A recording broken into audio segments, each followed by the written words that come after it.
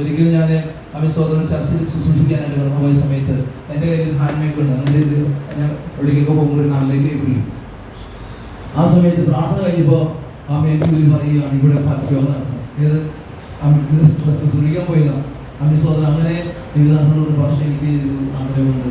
എനിക്കിവിടെ ഇവിടെ ഈ സ്ഥലത്ത് അവിടെ മാറിയിട്ട് ആ ചർച്ചൻ്റെ അവിടെ കുറച്ച് മാറിയിട്ട് ഇവിടെ പരിശോധന നടത്താൻ എനിക്ക് ഭയങ്കര പ്രകടനമാണ് സഹോദരൻ. അങ്ങനെ ഞാൻ ഇന്ന് പരിശോധന നടത്താൻ പറ്റിക്ക് അതേ ഞാൻ കൂടി പരിശോധന നടത്തിയ സമയത്ത് നമുക്ക് കഴിഞ്ഞ് ആ ഞായറാഴ്ച ഒരു വ്യക്തി ചർച്ചിലേക്ക് പോകും. എന്താ കാരണം അറിയാമോ? അദ്ദേഹം ആത്മഹത്യക്ക് വേണ്ടിയിരിക്കുകയായിരുന്നു. ആ സമയത്താണ് ഈ പ്രസംഗം കേട്ടത്. ആ പ്രസംഗം കേട്ടിട്ട് ഭാഷ ചർച്ചയിലേക്ക് പറഞ്ഞു വരുന്നത് ഇങ്ങനെ സഹോദരം ആത്മാവ് നമുക്ക് ഹേമനത്തിൽ ഇഷ്ടമായ അനുഭവമുണ്ട്. എൻ്റെ ഒരു സങ്കടകരമായ അനുഭവം ഉണ്ടായിട്ടുണ്ട്. ഇതുപോലെ ഒരിക്കൽ സഹോദരം ഞങ്ങളുടെ അവിടെ തേങ്ങ പൊതിക്കാനായിട്ട് വരുന്നൊരു സഭയാണ്, കത്തോലിക്ക സഭയാണ്. അദ്ദേഹത്തോട് ഞാൻ സുവിശേഷം പറഞ്ഞിട്ടുണ്ട്. പക്ഷേ അങ്ങനെ ഒരിക്കൽ അദ്ദേഹം രോഗിയായിരിക്കുന്ന സമയമായി. ആ സമയത്ത് പരിശുദ്ധാത്മാവിനോട് പറഞ്ഞു, നീ ആ വീട്ടിൽ അവിടെ പോകാൻ. അപ്പോൾ ഞാൻ പറഞ്ഞ കർത്താവിന് ആദ്യം വന്നു. എന്താ സംഭവിച്ചെന്നറിയോ? അന്ന് രാത്രി അദ്ദേഹം വേദന സഹിക്കാൻ പറ്റാതെ കിണറ്റിൽ ചാടി ആത്മഹത്യ ചെയ്തു. അതൊരു ഭയങ്കര എന്നെ സങ്കടപ്പെട്ടൊരു സംഭവം. കാരണം ഞാൻ കർത്താവ് നാളെ പോവാം, വൈകുന്നേരമായി, ഒരു അതിസമയമായി. അപ്പം ഞാൻ അന്ന് പോയിരുന്നെങ്കിൽ എനിക്കൊരു കാര്യം അറിയാം, ആ മനുഷ്യൻ ഒരിക്കൽ പോലും തീരായിരുന്നു.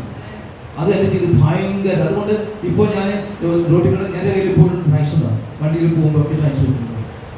ചിലപ്പോൾ ഞാൻ വളരെ തിരക്കുപിടിച്ചായിരിക്കും പോകുന്നത്. തിരക്കുപിടിച്ച് പോകുന്ന സമയത്ത് ചില വ്യക്തികൾക്ക് കൊടുക്കാനായിട്ട് പറയാൻ കിട്ടും. എന്നാലും ഞാൻ തിരക്കുപിടിച്ച് പോയി കഴിഞ്ഞിട്ട് പിന്നെ എനിക്ക് സ്വസ്ഥ കിട്ടി ഞാൻ തിരിച്ച് വന്ന് എത്ര കിലോമീറ്റർ പോയോ അത്രയും കിലോമീറ്റർ തിരിച്ച് വന്നിട്ട് ആ വ്യക്തിക്ക് കൊടുത്തിട്ടേ പോകാം. സ്വതന്ത്രം. അതുകൊണ്ട് ഞാൻ ദൈവങ്ങളെ നമുക്ക് സുവിശേഷം പറയാൻ അവസരം കിട്ടിയില്ലെങ്കിൽ പോലും നമ്മുടെ കയ്യിൽ സുവിശേഷത്തിന്റെ ട്രൈസ് നമ്മൾ കടയിൽ പോവുകയാണെങ്കിൽ എവിടേക്ക് പോകുമ്പോഴും നമ്മുടെ കയ്യിൽ എന്ത് ചെയ്യണം? ചിലപ്പോൾ ആ വ്യക്തിയോട് സുവിശേഷം പറയാൻ ആത്മാവ് ഒരിക്കലും പറയാൻ പറ്റുന്ന സാധ്യതയിലായിരിക്കും. പക്ഷെ നമ്മൾ എന്ത് ചെയ്യണം? ഒരു ടാക്സികൾ കൊടുക്കുമ്പോൾ അത് വായിക്കാനായിട്ട് അങ്ങനെയെങ്കിലും രക്ഷപ്പെടാൻ ഒരു അവസരമുണ്ടാകും. ഒരിക്കൽ ഞാൻ ഇവിടുന്ന് തൃശ്ശൂർ പോവുക, കാശുപുറത്ത് തൃശ്ശൂർ പോകുന്ന സമയത്ത് വളരെയധികം ആത്മാവ് പറഞ്ഞു ഇറങ്ങാൻ പറഞ്ഞു. ഞാനവിടെ ഇറങ്ങി കാശുപുറത്ത് ഇറങ്ങി. എന്നിട്ട് ഞാനിന്ന് കർത്താവിനെ എന്ത് ചെയ്യണം പറഞ്ഞ് നിൽക്കുക. ഞാൻ പോകണം. ആ സമയത്ത് അവിടെ നിൽക്കുന്ന സമയത്ത് കുറഞ്ഞ വണ്ടികൾ അവിടെ പോകുന്നു. ഒരു കടന്നു പോയി ഒരു അവസാനം ഒരു വണ്ടി എത്തിയപ്പോൾ കയറാൻ പറ്റും. ഞാൻ കയറിയിരുന്ന് കഴിഞ്ഞപ്പോൾ അടുത്തിരുന്ന ഒരു വ്യക്തി സംസാരിക്കാൻ ഒരു ഇത് വരുന്നു. എനിക്ക് ആത്മാവിൽ സംസാരിച്ച് കഴിഞ്ഞപ്പോൾ മനസ്സിലാവുന്ന ആത്മഹത്യക്ക് എന്ത് ചെയ്യാം? സാധനം ഇങ്ങനെ നടത്തിപ്പോ ഇങ്ങനെയുള്ള പരിശുദ്ധാത്മാവ് ഹേമം തരുന്നത് നടത്തിക്കൊണ്ട്. അതുകൊണ്ട് ദൈവം തരുന്ന നിയോഗങ്ങൾ, ദൈവം തരുന്ന നിയോഗങ്ങൾ, ഹേമങ്ങൾ, അതൊന്നും എന്ത് ചെയ്യരുത്, അത് നിങ്ങൾ കളയരുത്. അത് ദൈവം തരുന്നതാണ് മനസ്സിലാക്കിക്കൊണ്ട് ആ നിയോഗം ഏറ്റെടുത്ത് നമ്മൾ ആ കാര്യം അപ്പം ചെയ്യണം, അപ്പം ചെയ്യുക. സ്വതന്ത്രം ഇല്ലെങ്കിൽ ഭയങ്കരമാകുന്ന പല അതുകൊണ്ട് ഞാൻ എനിക്ക് മനസ്സിലാക്കി ആത്മഹത്യയെ കുറിച്ച് പറഞ്ഞപ്പോഴാണ് ഞാനും ഒരു ആത്മഹത്യ അനുഭവത്തിരുന്ന ഒരു മനുഷ്യനായിരുന്നു, ഒരു ടെൻഡൻസി ഉള്ള മനുഷ്യനായിരുന്നു. അതിൽ നിന്നാണ് കർത്താവിന്റെ വാസത്തിൽ എനിക്ക് ഉയർത്തുന്നത്. സ്വതന്ത്രം ഞാൻ പറഞ്ഞു വരുന്നത് നമ്മുടെ ചുറ്റുപാടിൽ ഇങ്ങനെയുള്ളവരുണ്ട്. നാം പ്രാർത്ഥിക്കുകയാണെങ്കിൽ ദൈവം ചില ഇടങ്ങളിലേക്ക് നമ്മൾ ദിവസം നയിക്കും. ചില ഇടങ്ങളിലേക്ക് നിയോഗം തന്നത് ഇപ്പൊ നമ്മൾ എല്ലാ വീടുകളിലും കയറി ഇറങ്ങിയൊക്കെ പ്രവർത്തിക്കുന്നുണ്ടാവും. പക്ഷെ അവർ പ്രാർത്ഥിച്ചുകൊണ്ടിരിക്കുന്ന ചില വീടുകളിലേക്ക് ദൈവം അയക്കും. പ്രേരണകൾ നമുക്ക് നല്ല പ്രേരണ ആ വീട്ടിലേക്ക് അയക്കും. അങ്ങനെ ചെന്ന് കടന്നു പോയാൽ അവിടെ ഒരു ദൈവപ്രവൃത്തി കൊടുക്കും. ഇങ്ങനെ ഈ ദിവസങ്ങളിൽ ചില വ്യക്തികളെ ദൈവം അതിനുവേണ്ടി നിയോഗിക്കാൻ പോകും. കടന്നു വന്നിരിക്കുന്ന ചില വ്യക്തികൾ അങ്ങനെ ഫിലിപ്പോസിന്റെ കാരണം എടുത്തുകൊടുത്തു, ആത്മാവ് കൊടുത്തതുപോലെ മറ്റേ എന്താ പറയുക അനന്യാസിന് പ്രേരണ കൊടുത്തതുപോലെ ചില വ്യക്തികളെ ദൈവം നിങ്ങൾ പ്രാർത്ഥിച്ചുകൊണ്ടിരിക്കുന്ന ചില വ്യക്തികളുടെ ഇടയിലേക്ക് ദൈവം അയക്കാൻ പോകും. വിശ്വസിക്കുന്നുണ്ട്.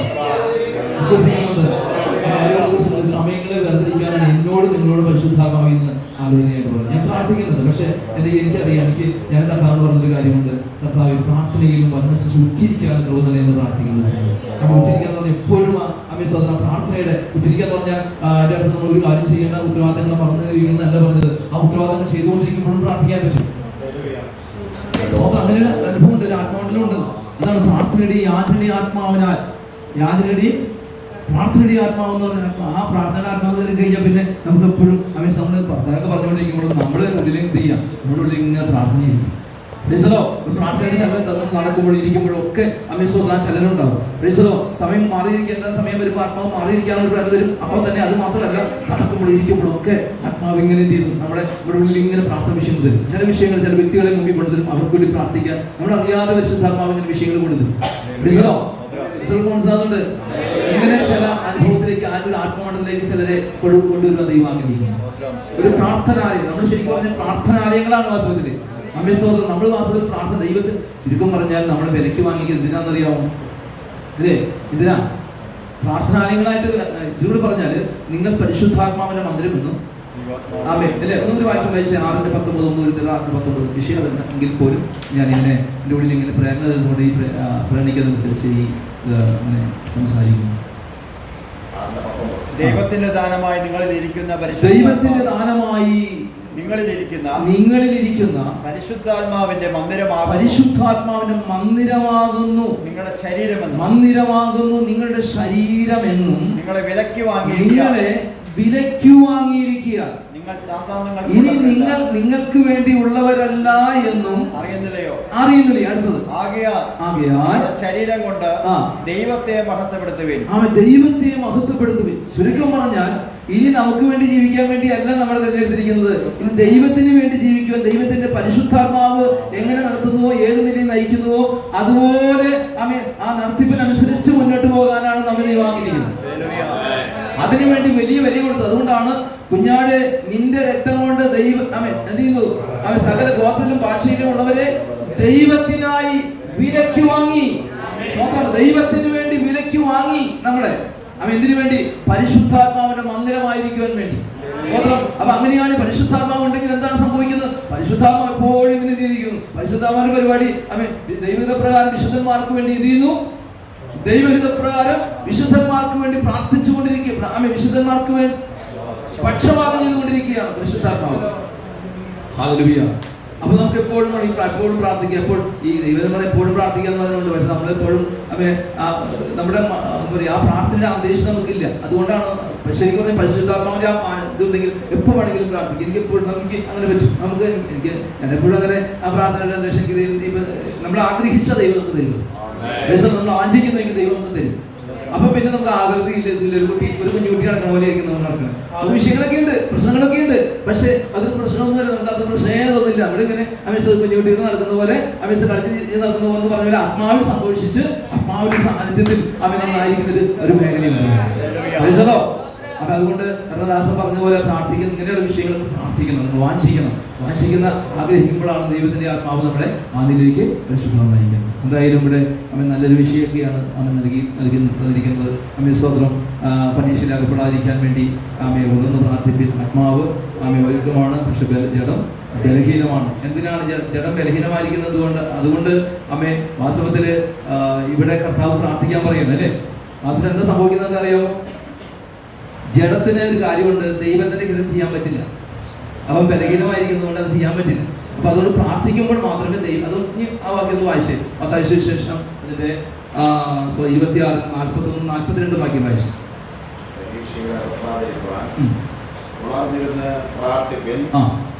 ആത്മാവ് ഒരുക്കമുള്ളത് ജഡമോ ബലഹീനമോ. അടുത്തത്, രണ്ടാമതും പോയി പിതാവേ ഞാൻ കുടിക്കാതെ അത് നീങ്ങിക്കൂടാ എങ്കിൽ നിന്റെ ഇഷ്ടമാകട്ടെ എന്ന് പ്രാർത്ഥിച്ചു. വാസ്തവത്തില് യേശു കർത്താവിന് ഇഷ്ടമുണ്ടായിരുന്നോ എന്ന് ചോദിച്ചിട്ടുണ്ടെങ്കിൽ യേശു കർത്താവിന് മനുഷ്യത്തിൽ ഇഷ്ടമുണ്ടായിരുന്നു. അതുകൊണ്ട് എൻ്റെ ഇഷ്ടം പറഞ്ഞേ നമ്മുടെ ഇഷ്ടം പോലെ അല്ലെന്ന് മാത്രം. നമ്മൾ ഇഷ്ടപ്പെടുന്ന പല കാര്യങ്ങളും അല്ല കർത്താവിൻ്റെ ഇഷ്ടം എന്ന് മാത്രം. നമ്മുടെ ഇഷ്ടം എന്ന് പറഞ്ഞാൽ നമ്മുടെ ഇഷ്ടം തീരില്ല, ആഗ്രഹങ്ങളും തീരില്ല. പക്ഷേ കർത്താവിൻ്റെ ഇഷ്ടം നമ്മൾ ഉദ്ദേശിച്ച ഇഷ്ടം എന്ന് പറയും. തനിക്കുണ്ടായിരുന്നു. താൻ ഭൂമിയിലായിരിക്കുമ്പോൾ തനിക്ക് വ്യക്തിത്വമായ പേഴ്സണാലിറ്റി ഉണ്ട്. ആ പേഴ്സണാലിറ്റിക്ക് ഒരു ഇഷ്ടമുണ്ടായിരുന്നു. അത് നമ്മൾ ഉദ്ദേശിക്കുന്ന നല്ല ഇഷ്ടം. എന്താണെന്നറിയാമോ? കർത്താവിൻ്റെ ഇഷ്ടം എന്നറിയാമോ? പ്രൈസലോ ഏതാ? അത് വേറെ ഭാഗം. കർത്താവിന് എന്തൊരു ശുദ്ധീകരണമാണ്. കർത്താവിന്റെ ശുദ്ധീകരണ വിഷയമല്ല. പ്രൈസലോ. മാനവരാശിയുടെ പാപം തൻ്റെ മേൽ എന്ത് ചെയ്യും? പിതാവാകുന്ന ദൈവം ചുമത്തുമ്പോൾ പിതാവാകുന്ന ദൈവം എന്ത് ചെയ്യും? മുഖം മറയ്ക്കും. ഇതൊരിക്കൽ പോലും തനിക്ക് സഹിക്കാൻ പറ്റും. സ്വതന്ത്രം. മാനവരാശിയുടെ പാപം യേശുവിൽ കെട്ടിവെക്കുമ്പോൾ യേശുവിന് അറിയാം പിതാവാകുന്ന പാപം കണ്ടുകൂടാതെ വണ്ണം നിർമ്മല ദൃഷ്ടിയുള്ള, അല്ലേ? യോബിന്റെ ഭാഗത്തേക്ക് വന്ന് സ്വർഗം പോലും നിർമ്മല അത്രയും പരിശുദ്ധനായ ദൈവം ആമേശ്വരം എന്ത് ചെയ്യും? പുത്രനാകുന്ന യേശുവിനെ മുഖം മറയ്ക്കും. അത് തനിക്ക് ഒരിക്കലും സഹിക്കില്ല.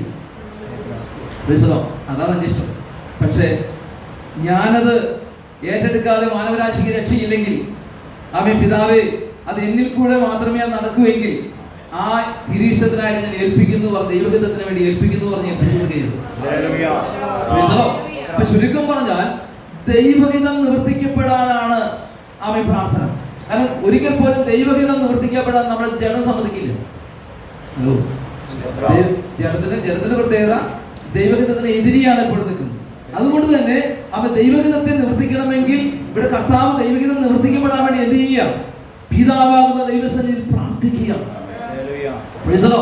അങ്ങനെയാണെങ്കിൽ നമ്മളെ കുറിച്ചെല്ലാം ദൈവത്തിന് ഹിതമുണ്ട്, ദൈവത്തിന് ഇഷ്ടമുണ്ട്.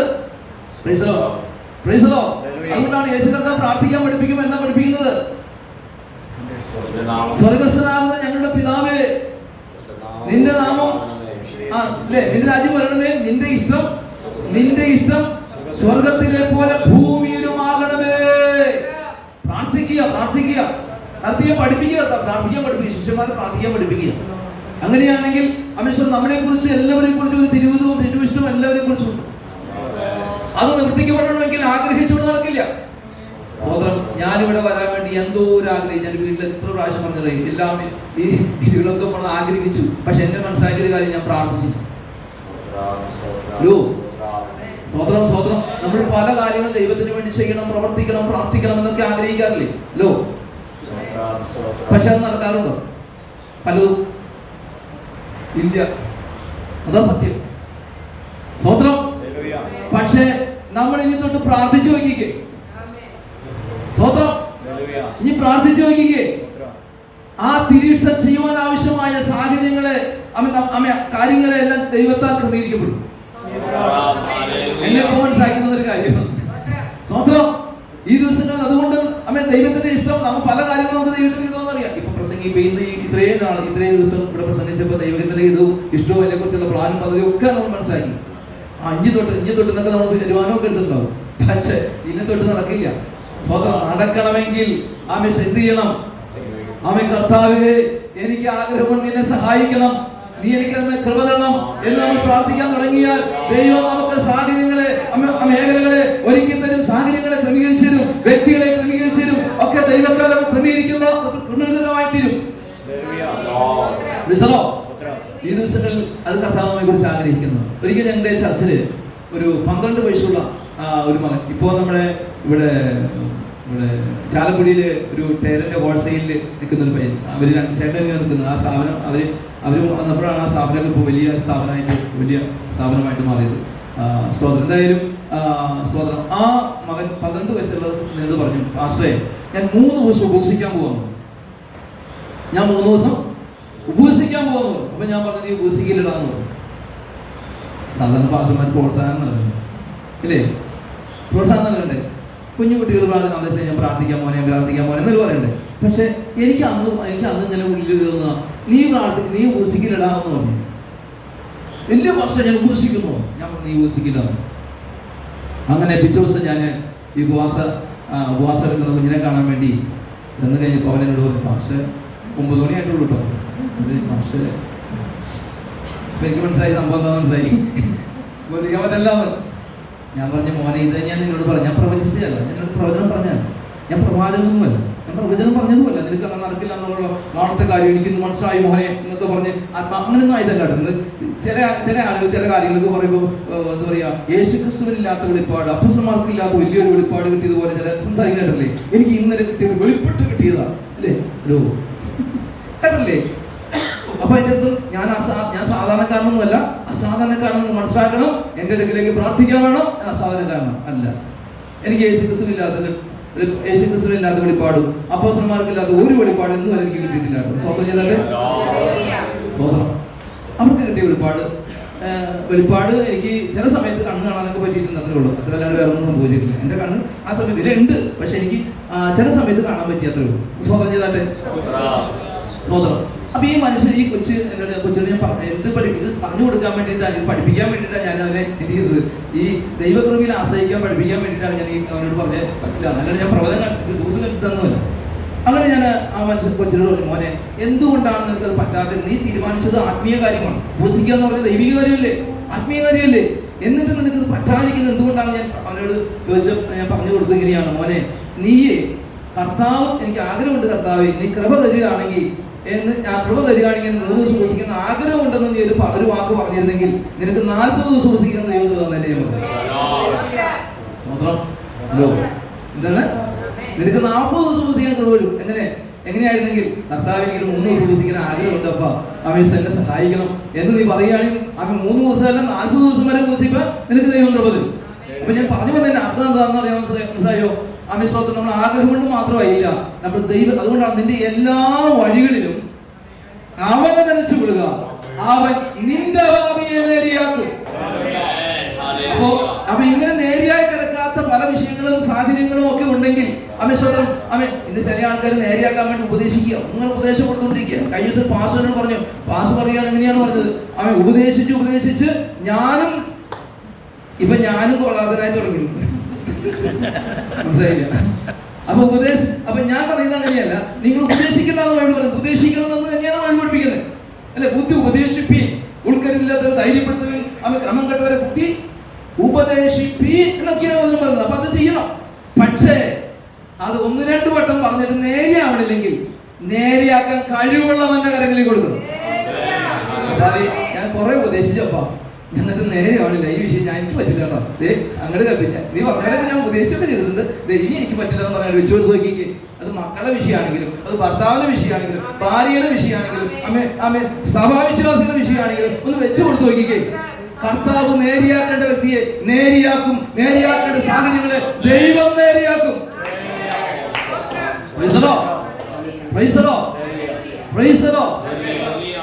ഒരിക്കൽ ഒരു വ്യക്തി എൻ്റെ അടുത്ത് ഒരു സഭയുടെ ഒരു ചർച്ചയിൽ ഒരു സഹോദരൻ വന്നിട്ട് പറഞ്ഞു, ഒരു പുതിയ വിശ്വാസിയായിട്ട് വന്ന സഹോദരൻ, ഒരു വിശ്വാസി അവർ തിരുപ്പരിഞ്ഞാലങ്ങളൊക്കെ ഉണ്ട്.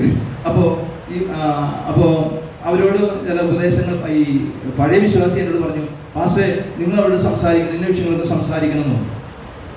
അപ്പം ഞാൻ സംസാരിച്ചു കഴിഞ്ഞാൽ ഈ പുതിയ വിശ്വാസികൾ സഭയിൽ നിന്ന് പോകും, സംസാരിച്ചില്ലെങ്കിൽ പഴയ വിശ്വാസി സഭയിൽ നിന്ന് പോകും. എന്തു ചെയ്യും ദൈവമേ അല്ലേ? ശലോമോന്റെ രീതിയിൽ വന്ന അനുഭവം സ്വതന്ത്രം. ഞാൻ പറഞ്ഞു, അപ്പൊ ഞാൻ പെട്ടെന്ന് എനിക്ക് മനസ്സിലായി ഈ സംഭവം നമുക്ക് കൈകാര്യം ചെയ്യുന്ന വിഷയമല്ല. അപ്പൊ ഞാൻ പറഞ്ഞവരോട് പറഞ്ഞു, അതെ, ഈ വിശ്വാസികൾ പറഞ്ഞു, എനിക്ക് ഒരാഴ്ച ഈ വിഷയത്തിൽ ഒരാഴ്ച പ്രാർത്ഥിക്കാൻ എനിക്ക് സമയം തരുമോ എന്ന് ചോദിച്ചു. ഞാൻ വളരെ കേൾന്ന് പറഞ്ഞ, ഒരാഴ്ച എനിക്ക് സമയം തരുമോ ഈ വിഷയം പ്രാർത്ഥിക്കാൻ? അതിനെന്താ മാഷേ, ഇപ്പൊ വലിയ പുള്ളിയായിരിക്കുക, അതിനെന്തോ മാഷേ, ഒരാഴ്ച പ്രാർത്ഥിച്ചിട്ട് ആ വിഷയത്തിൽ പറഞ്ഞാൽ മതി. ഞാൻ പറഞ്ഞു, കർത്താവേ ഈ വിഷയം എന്താ ചെയ്യേണ്ടത് എനിക്കൊരു പിടുത്തമില്ല, ആമേ സ്തോത്രം. ഞാൻ ഈ വിഷയം പ്രാർത്ഥിച്ച് ഇതുപോലെ സമർപ്പിച്ചു കൊടുത്തു. 5-ാമത്തെ ദിവസമായപ്പോൾ ഈ വിശ്വാസി എൻ്റെ അടുത്ത് പറഞ്ഞു, പാസ്റ്റേ ചോദിക്കണ്ട കേട്ടോ, അവരോട് പറയണ്ട, പറഞ്ഞു കഴിഞ്ഞാൽ ഭക്ഷണമാണ്, അതുകൊണ്ട് പാസ്റ്റർ ചോദിക്കുകയും വേണ്ട കേട്ടോ എന്നെനിക്ക് ഉപദേശം. മനസ്സിലാവുന്നുണ്ടോ? നിനക്ക് മനസ്സിലാവുന്നുണ്ടോ? നേരെയാക്കേണ്ടതൊക്കെ ദൈവം നേരെയാക്കിയോട്, സംസാരിക്കേണ്ടതുകൊണ്ട് ദൈവം സംസാരിക്കും. ഈ ദിവസങ്ങളിൽ അമ്മസ്വത്രം ചില കാര്യങ്ങൾ അമ്മസ്വത്രം ഉപദേശിച്ച് നേരെയാവുന്നില്ല, സംസാരിച്ചിട്ട് നേരെയാവുന്നില്ല, അമ്മ വഴക്ക് പറഞ്ഞിട്ട് നേരെയാവുന്നില്ല, അമ്മ എന്തൊക്കെ ചെയ്തിട്ടും നേരെയാവുന്നില്ലെങ്കിൽ അത് ദൈവകരങ്ങളിലേക്ക് കൊടുക്കാൻ തയ്യാറുണ്ട്. കർത്താവ് പറഞ്ഞു, അവൻ നിന്റെ പാതയെ ദൈവം നേരെയാക്കും. ഈ ദിവസത്തിൽ ആ നിലയിലേക്ക് നമ്മൾ എല്ലാ വിഷയങ്ങളും ഒരു അമ്മസ്വത്രം നമ്മൾ അങ്ങനെ കൈകാര്യം ചെയ്ത് നോക്കി നമ്മുടെ കുറെ പണി കഴിഞ്ഞു. ഇപ്പൊ നമ്മളെന്തൊക്കെയോ ആളാണ്, നമ്മളെന്തൊക്കെയോ നേരെയാക്കാൻ നടക്കുകയാണ്, ശരിയാക്കാൻ. ഞാനിപ്പോ എല്ലാം ശരിയാവിടെ, ഒരു ശരിയാവില്ല, നീ നമ്മളും ശരിയാവാണ്ടാവില്ല. അവസാനം ബൈബിൾ പറഞ്ഞത് മോശയ്ക്കും ദോഷം സംഭവിച്ചു. അങ്ങനെ ചെയ്യണേ നോക്കിക്ക്, ഇത്ര ജനക്കൂട്ടത്തിൽ നടത്തിയ മോശയ്ക്ക് എന്ത് ചെയ്തെന്ന് ഈ വിറ്റങ്ങൾ ശാസിച്ച് ലാസ്റ്റ് എന്ത് ചെയ്തു? അങ്ങനെ ബൈബിളിൽ നിൽക്കണം, മോശയ്ക്കും ദോഷം സംഭവിച്ചു. അവസാനം വരെ വലിയ കുഴപ്പമില്ലാണ്ടിരുന്ന അവസാനം എത്തിയപ്പോ പുള്ളി എന്ത് ചെയ്തു? ഇതിങ്ങനെ പറയാൻ തുടങ്ങിയപ്പോ പുള്ളിക്ക് ദേഷ്യം കയറി. കർത്താവ് പറഞ്ഞു, അടിക്കേണ്ട കൽപ്പിച്ചാൽ മതി എന്ന് പറഞ്ഞു. ഇവൻ 2 അടി അടിച്ചു, മത്സരിക്കണോ എന്നൊക്കെ പറഞ്ഞു, 2 അടി. അതോടുകൂടി എന്ത് ചെയ്തു? കർത്താവ് പറഞ്ഞു, ഇനി കനാലിലേക്കുള്ള അത് ഞാൻ പറഞ്ഞിട്ടൊക്കെയാ കൊണ്ടുവന്ന, ഇനി നീ അങ്ങോട്ട് കരണമെന്ന് പറഞ്ഞു. ഇനി ഇവിടുന്ന് കണ്ടാൽ മതി. ഹലോ ഹലോ, പലതും നമ്മൾ നഷ്ടമാകൂട്ടോ ദൈവങ്ങളെ. അതുകൊണ്ട് നമ്മൾ കൈകാര്യം ചെയ്യാൻ നടക്കരുത്. അപ്പൊ നമുക്കുള്ള പലതും നഷ്ടപ്പെടുന്നെന്ന് മനസ്സിലായോ? നമ്മൾ പലതും കൈകാര്യം ചെയ്യാൻ തുടങ്ങുമ്പോൾ നമുക്ക് പലതും നഷ്ടമാകും. അതുകൊണ്ട് നമ്മൾ കൈകാര്യം ചെയ്തോ, കൃപയോടുകൂടെ കൈകാര്യം ചെയ്ത് നോക്കിയിട്ട് പറ്റണില്ല പണി, നമുക്ക് പറ്റിയ പണിയല്ലെങ്കിൽ അവൻ പറ്റുന്നവന്റെ കയ്യിലേക്ക് കൊടുക്കുക, നേരെയാക്കുന്നവന്റെ കയ്യിലേക്ക് കൊടുക്കുക, കാര്യങ്ങൾ ശരിയാക്കുന്നവരുടെ കയ്യിലേക്ക് കൊടുക്കുക. അവൻ സ്വത്രം കർത്താവ് ചിലത് കൈകാര്യം ചെയ്യാൻ പോകും. സ്വത്രം സ്വത്രം സ്വത്രം സ്വത്രം സ്വത്രം സ്വത്രം സ്വത്രം സ്വത്രം സ്വത്രം സ്വത്രം. മക്കളോട് പറഞ്ഞിട്ടൊന്നും ശരിയാവണില്ലേ? വേണ്ട, വേണ്ട. കഴിഞ്ഞ ദിവസം ഞാൻ എൻ്റെ മോഡൽ വിഷയത്തിലുമേ എനിക്ക് അത് കൈകാര്യം ചെയ്യാൻ പറ്റില്ലെന്ന് തോന്നുന്നു. ഞാൻ എന്ത് ചെയ്തു അറിയോ? അവൻ ശരിക്കും ഡ്രൈ ആയിട്ടാണ് കയറിക്കൊണ്ടിരുന്നു. ഏതാ ഡ്രൈ ആയിട്ട് പൂർണ്ണമായിട്ട് ചിക്കൻ പറഞ്ഞ് വെള്ളം കുടിക്കാണ്ട് കർത്താവ് എനിക്ക് പറ്റില്ലെന്ന് പറഞ്ഞാൽ കയറിയിരുന്നു. അത് കറക്റ്റായിട്ട് കൈകാര്യം ചെയ്തു, കറക്റ്റായിട്ട് കൈകാര്യം ചെയ്തു. സ്വത്രം സ്വത്രം. ദൈവമക്കളെ, ഈ ദിവസങ്ങൾ അത് ദൈവം ചെയ്യും. അപ്പൊ അതുകൊണ്ട് നമ്മുടെ കുറെ പണികളും നമ്മുടെ കുറെ അവലാദികളും അസ്വസ്ഥതകളൊക്കെ മാറാൻ വേണ്ടി ദൈവം നമ്മളോട് ഉപദേശിക്കുക, നിന്നോട് ഉപദേശിക്കുക. സ്വത്രം സ്വത്രം. അപ്പോ ചുരുക്കം പറഞ്ഞു വരുന്നത്, പ്രാർത്ഥന എന്ന് പറയുന്നത് വാസ്തവത്തിൽ എന്താണ്? ശരിക്കും ചെയ്യേണ്ടത്, ശരിക്കും നമ്മൾ പ്രാർത്ഥിക്കുന്നത് ദൈവഹിതം നിവർത്തിക്കപ്പെടാനാണ് പ്രാർത്ഥിക്കുന്നത്. കാരണം ദൈവം നമ്മളെ അങ്ങനെ ആക്കിയിരിക്കും, ദൈവഹിതം ചെയ്യാൻ വേണ്ടി. ഭൂമിയിൽ കർത്താവിന് പകരക്കാരായി കർത്താവ് ചെയ്യേണ്ട കാര്യങ്ങൾ നമ്മളിൽ കൂടെ ചെയ്യുവാൻ ആഗ്രഹിക്കുക.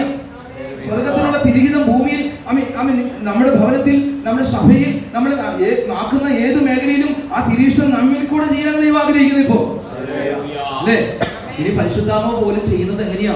ഇപ്പൊ ദൈവം ഒന്ന് വായിച്ചേ, എഫെസ്യർ 3:20 വാക്യം ഒന്ന് വായിച്ചു. മനപ്പാഠമായ വാക്യം. ഇപ്പൊ അവൻ കാണാണ്ട് പറയും എഴുതി. കണ്ടോ? പറഞ്ഞപ്പോ തന്നെ കണ്ടോ? കണ്ടോ?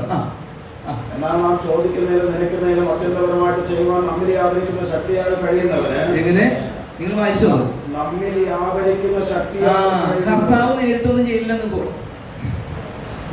സ്വത്രം. ചോദിക്കുന്നതിലും നിലയ്ക്കുന്നതിലും അത്യന്തപരമായി ചെയ്യുവാൻ അങ്ങനെ കഴിയുന്ന ദൈവത്തിന് അങ്ങനെ ചെയ്യാൻ പറ്റും. പക്ഷെ നമ്മിൽ വ്യാപരിക്കുന്ന ശക്തിയാൽ എല്ലാം ചെയ്യുവാൻ കഴിവില്ല. അപ്പൊ ചുരുക്കം പറഞ്ഞ നമ്മിൽ കൂടെ പരിശുദ്ധാത്മാവിനെ അത്രത്തോളം പരിശുദ്ധാത്മാവിനെ നമ്മൾ നിറച്ചിട്ട് ആ പരിശുദ്ധാത്മാവിൽ കൂടിയാണ് അവ കാര്യങ്ങളെ കർത്താവ് ചെയ്യുന്നത്. കേട്ടോ? ദൈവത്തിന്റെ പരിപാടിയുണ്ടോ? സ്വത്രം സ്വത്രം. അപ്പൊ അതുകൊണ്ട് നാം എത്രത്തോളം ദൈവഹിതത്തിനായി ഏൽപ്പിച്ച്, ദൈവത്തിന്റെ ഇഷ്ടത്തിന് ഏൽപ്പിച്ചു കൊടുക്കുമ്പോൾ മാത്രമേ ദൈവഹിതത്തിന്റെ നിവർത്തിക്കപ്പെടുവാൻ വേണ്ടി പരിശുദ്ധാത്മാവ് നമ്മിൽ കൂടെ പ്രവർത്തിച്ച് ദൈവത്തിന്റെ ഹിതം പൂർണ്ണതയുള്ള ദൈവഹിതം ചെയ്തെടുക്കാൻ പറ്റുകയുള്ളൂ. അതുകൊണ്ട് നമ്മൾ പ്രാർത്ഥിക്കണം. അതുകൊണ്ട് യേശു കർത്താവ് പഠിപ്പിച്ചത് എന്താണ്? സ്വർഗ്ഗസ്ഥനായ പിതാവേ, സ്വർഗ്ഗത്തിൽ അപ്പച്ചനുണ്ട്, അപ്പച്ച ശ്രദ്ധിക്കണം, സ്വർഗത്തിൽ ഞങ്ങളെ കുറിച്ച് പ്ലാനും പദ്ധതിയൊക്കെ തയ്യാറാക്കി വെച്ചിട്ടുണ്ട്. ആ പ്ലാനും പദ്ധതി എന്ത് ചെയ്യണം? ഭൂമിയിൽ നിവർത്തിക്കണം. ഇത് തന്നെയാണ് യേശുക്രിസ്തുവിന്റെ ജീവിതത്തിൽ സംഭവം. യേശുക്രിസ്തു അല്ലെങ്കിൽ പിതാവാകുന്ന ദൈവം ഒരു കാര്യം ചെയ്തു വെച്ചിട്ടുണ്ടായിരുന്നു, ഇഷ്ടം അല്ലെ? ഇഷ്ടം നിവർത്തിക്കണം. തിരുവോട് പറഞ്ഞ വേറൊരു ഭാഗത്ത് പറയുന്നത്, യശയ്യാപ്രവചനത്തിൽ പറയുന്നത് എങ്ങനെയാണ്? പുത്രനെ തകർത്ത് കളയുന്നത് എന്തായിരുന്നു? പിതാവിന് ഇഷ്ടമായിരുന്നു അല്ലെ? അപ്പൊ പിതാവാകുന്ന ദൈവത്തിൻ്റെതാകുന്ന ഇഷ്ടം പൂർത്തീകരിക്കപ്പെടാൻ വേണ്ടി ആണ് ആര് പ്രാർത്ഥിക്കുന്നത്? കർത്താവ് പ്രാർത്ഥിക്കുന്നത്. ചുരുക്കം പറഞ്ഞാൽ ഗെത്സമേനെ നമ്മൾ കാണുന്നത് എങ്ങനെയാണ്? സ്വന്തം എന്ത് ചെയ്യുക? ഭാരപ്പെട്ട് കർത്താവ് എന്ത് ചെയ്യുക? കർത്താവിൻ്റെതാകുന്ന ശരീരത്തിൽ ആ ഞരമ്പിൽ കൂടിയൊക്കെ എന്ത് ചെയ്യുക? എന്താ പറയുക, വിയർപ്പ് രക്തത്തുള്ളി പോലെയായി സമ്മർദ്ദം. അതുക ചുരുക്കം പറഞ്ഞാൽ നമ്മളൊരു വാക്യം വായിക്കുന്നുണ്ട് എബ്രാഹിമില്, മരണത്തിൽ നിന്ന് രക്ഷിപ്പാൻ കഴിയുന്നവരോട് ഉറച്ചു. എന്താ സംഭവം? അത് നമ്മൾ എന്നിട്ട് പറയാ പ്രാർത്ഥനയ്ക്ക് ഉത്തരം കിട്ടിയിരുന്നു. മരണത്തിൽ നിന്ന് വിടിവിക്കാൻ കഴിയുന്നവരോട് പ്രാർത്ഥിച്ചപ്പോ ആ പ്രാർത്ഥനയ്ക്ക് മറുപടി കിട്ടിയത്. എന്താ മറുപടി കിട്ടിയത്?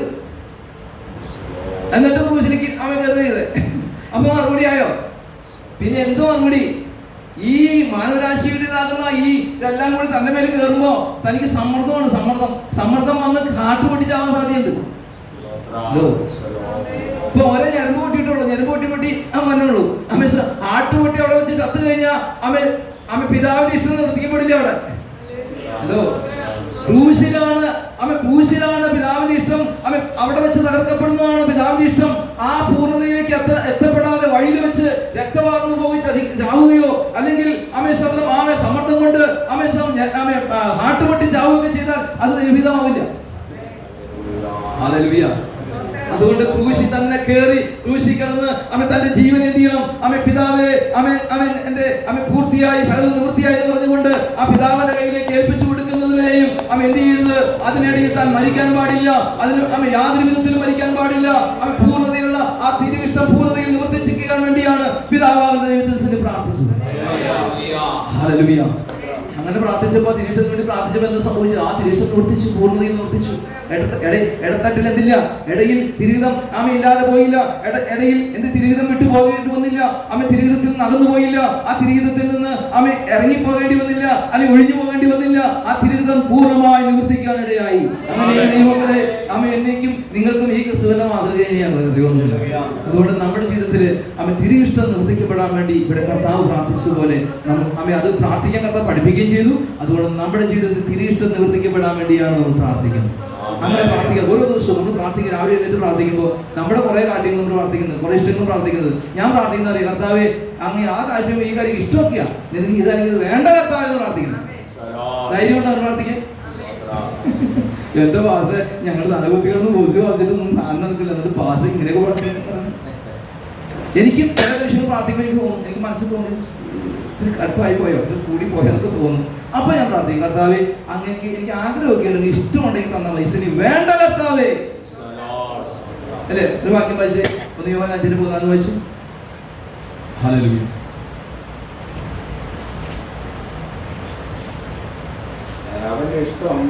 അവന്റെ ഇഷ്ടപ്രകാരം നാം എന്തെങ്കിലും അപേക്ഷിച്ചാൽ അവൻ നമ്മുടെ അപേക്ഷ കേൾക്കുന്നു എന്നുള്ളത് നമുക്ക് അവനോടുള്ള ധൈര്യമാകുന്നു.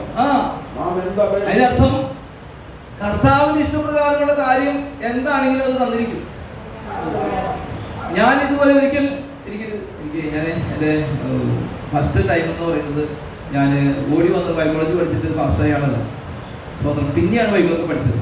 ആദ്യം സ്തേഫാനോസിന്റെ ശുശ്രൂഷയായിരുന്നു.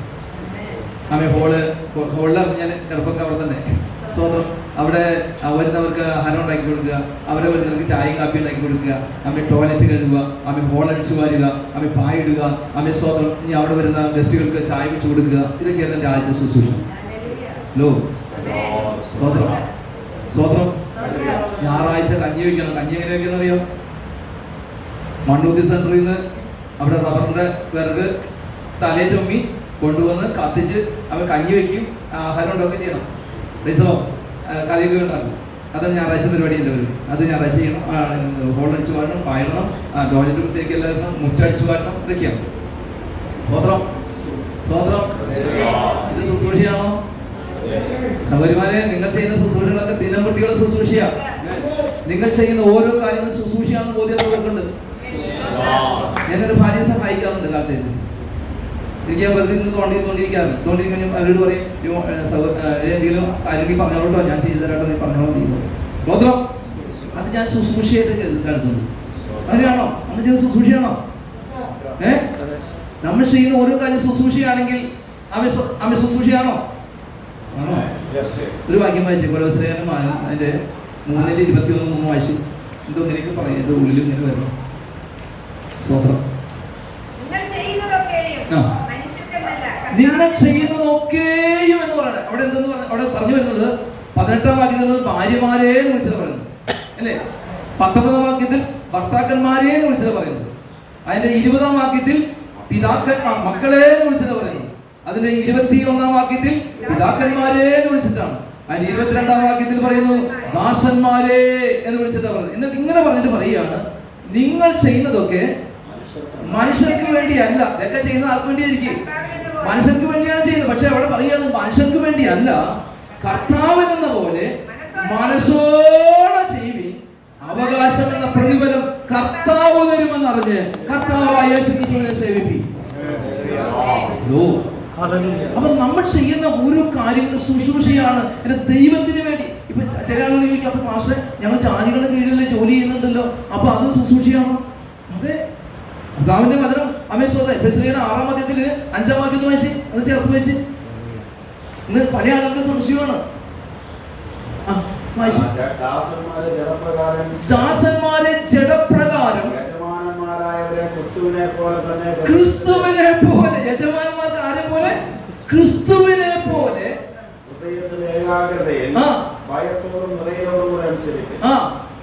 മനുഷ്യരെ പ്രസാദിപ്പിക്കുന്നവരെ പോലെ ദൃഷ്ടി സേവയാലല്ല ക്രിസ്തുവിന്റെ ദാസന്മാരെ പോലെ ഞാനൊരു ക്രിസ്തുവിന്റെ ദാസനാണ്, ദാസിയാണെന്ന രീതിയിൽ എന്ത് ചെയ്യണം?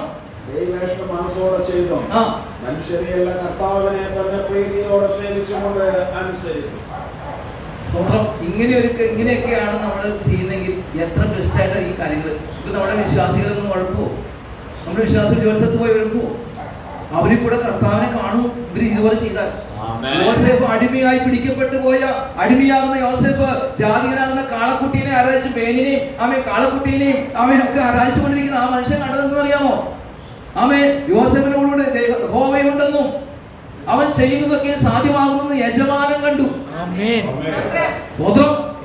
ജാതി മനുഷ്യൻ ദൈവത്തെ അറിഞ്ഞതും സുശേഷം പറഞ്ഞിട്ടല്ല, അല്ലെങ്കിൽ ദൈവത്തെ കുറിച്ച് പറഞ്ഞിട്ടല്ല.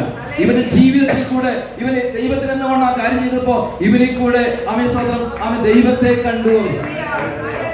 ഇസ്രായേൽ പെൺകുട്ടി അടിമയായി പിടിക്കപ്പെട്ടു പോയ പെൺകുട്ടി ആരാം സൈന്യത്തിന്റെ സൈന്യാധിപനാകുന്ന മനുഷ്യന്റെ ഭാര്യയ്ക്ക് അവിടെ ശുശ്രൂഷ ചെയ്തുകൊണ്ടിരിക്കുന്നത്. അങ്ങനെ ശുശ്രൂഷ ചെയ്തുകൊണ്ടിരിക്കുമ്പോ ആ മനുഷ്യൻ ഈ വ്യക്തി കുഷ്ഠരോഗിയായിരുന്ന സമയത്ത് ഈ പെൺകുട്ടി പറയുകയാണ് ഇങ്ങനെ ഒരു പ്രവാചകനോട് പറഞ്ഞപ്പോ ആ പെൺകുട്ടിയുടെ വാക്ക് ഈ യജമാനൻ ഏറ്റെടുക്കാൻ കണ്ടെന്നറിയാമോ? ശുശ്രൂഷയായിരുന്നു അവിടെ ചെയ്തത്. അവിടെ ശുശ്രൂഷ ചെയ്തപ്പോ പറഞ്ഞു നമ്മുടെ മോളുണ്ടല്ലോ, മോളാണ് അടിമയാ, അടിമക്കുട്ടിയാണ് മോള, അവള് പറഞ്ഞു ഇങ്ങനെ കാര്യമുണ്ട്, അന്ന് പോവാ എന്ന് പറഞ്ഞ് പോവാണ്. അങ്ങനെ ആരറിഞ്ഞെന്ന് അറിയാം. അവൾ പറഞ്ഞൊരു കാര്യമുണ്ട്, ഇസ്രായേലിലല്ലാതെ വേറൊരു ദൈവമില്ലെന്ന് അറിയാൻ കാരണം ഈ പെൺകുട്ടിയാ. അത് അവളോട് ശുശ്രൂഷ ചെയ്തിട്ടാ. മനസ്സിലാകുന്നുണ്ടോ? അപ്പൊ അതുകൊണ്ട് നമ്മളെ ഏൽപ്പിക്കുന്ന ഏത് വേലയാണെങ്കിലും, നമ്മൾ വീട്ടിലത്തെ കാര്യമാണെങ്കിലും, അടുക്കള പണിയാണെങ്കിലും, ഇനി എന്ത് കാര്യം ചെയ്യുമ്പോഴും നമ്മൾ എന്ത് ചെയ്യണം? അവിടെ കർത്താവിനെ ഏൽപ്പിച്ചിരിക്കുന്ന ശുശ്രൂഷയാണ് മനസ്സിലാക്കി, കർത്താവെ എനിക്ക് ഈ ശുശ്രൂഷ ചെയ്യാനുള്ള കൃപ തരണമേ എന്ന് പറഞ്ഞ് പ്രാർത്ഥനയോടുകൂടെ നിങ്ങൾ ആ ശുശ്രൂഷ ചെയ്യാൻ തുടങ്ങി വയ്ക്കുക. നിങ്ങളെ കർത്താവ് ബലപ്പെടുത്തിയിരിക്കും. ഞാൻ അവിടെ ഇരുന്നപ്പോ ഞാൻ ആദ്യം ചെയ്യുന്നറിയാമോ? ആദ്യം അടുക്കളയിൽ കയറില്ല, ആദ്യം അപ്പന്റെ മുമ്പിൽ പോകും. അപ്പനോട് പറയാം, അപ്പ ഇങ്ങനെയൊക്കെ ചെയ്യാൻ ഇത് എന്നെ സഹായിക്കണം, അല്ലേ, എന്നെ സഹായിക്കണം എന്ന് പറഞ്ഞ ദിവസം പറഞ്ഞ് കുറച്ച് പ്രാർത്ഥിച്ചിട്ട് ആണ് ഞാൻ അടുക്കളയിൽ കയറുമ്പോൾ ഞാൻ ചെയ്യുന്ന ഓരോ കാര്യങ്ങളും ബുദ്ധിയോടും മനസ്സിനോടും ഒക്കെ കർത്താവ് കറക്റ്റായി ചെയ്യേണ്ട കാര്യങ്ങൾ അടുക്കുകയായി ചെയ്ത് 9 മണി അവർക്ക് കയറി. ഇത് നമ്മുടെ കഴിവല്ല. ഞാൻ അവിടെ പോകണ്ട, എവിടെ ആദ്യം രാജനീതി അന്വേഷിക്കുക, അതോടുകൂടി ഇതൊക്കെ കൂട്ടിച്ചേർക്കെന്ന് പറയില്ലേ, അത് സത്യമായ കാര്യം. സ്വന്തം ഇപ്പൊ നമ്മളൊക്കെ പ്രത്യേകിച്ച് ഈ അടുക്കളയിലൊക്കെ കയറുന്ന ആൾക്കാർ ഒരു കാര്യം എടുക്കാൻ പോകുമ്പോൾ മറ്റേ കാര്യം ഓർമ്മ, മറ്റേ കാര്യം എടുക്കുമ്പോൾ അപ്പുറത്തെ കാര്യം ഓർമ്മ. ചുരുക്കം പറഞ്ഞ പണി അധികം ഉണ്ടായിട്ടല്ല, ഈ കറക്കൊക്കെ മാറാൻ വേണ്ടിയുള്ള കാര്യം പറഞ്ഞാൽ സൂത്രം ആദ്യം തിരക്കാന്ന് പറഞ്ഞ എവിടേക്ക് ഓടിക്കരുത് പറഞ്ഞേ, അടുക്കളയ്ക്ക് ഓടിക്കരുത് തിരക്കാന്ന് പറഞ്ഞാൽ ആദ്യം അപ്പന്റെ അടുക്കളയ്ക്ക് തിരക്ക് മാറ്റാനും അതിന് കൈകാര്യം ചെയ്യാൻ കഴിവുള്ള അതിന് ജ്ഞാനം ബുദ്ധി അടുത്ത് ഞെട്ടിയായിട്ട് കാര്യങ്ങളെ ക്രമീകരിച്ച് തരാൻ കഴിയുന്ന അപ്പന്റെ മുന്നിലേക്ക് തിരിച്ചല്ലോ.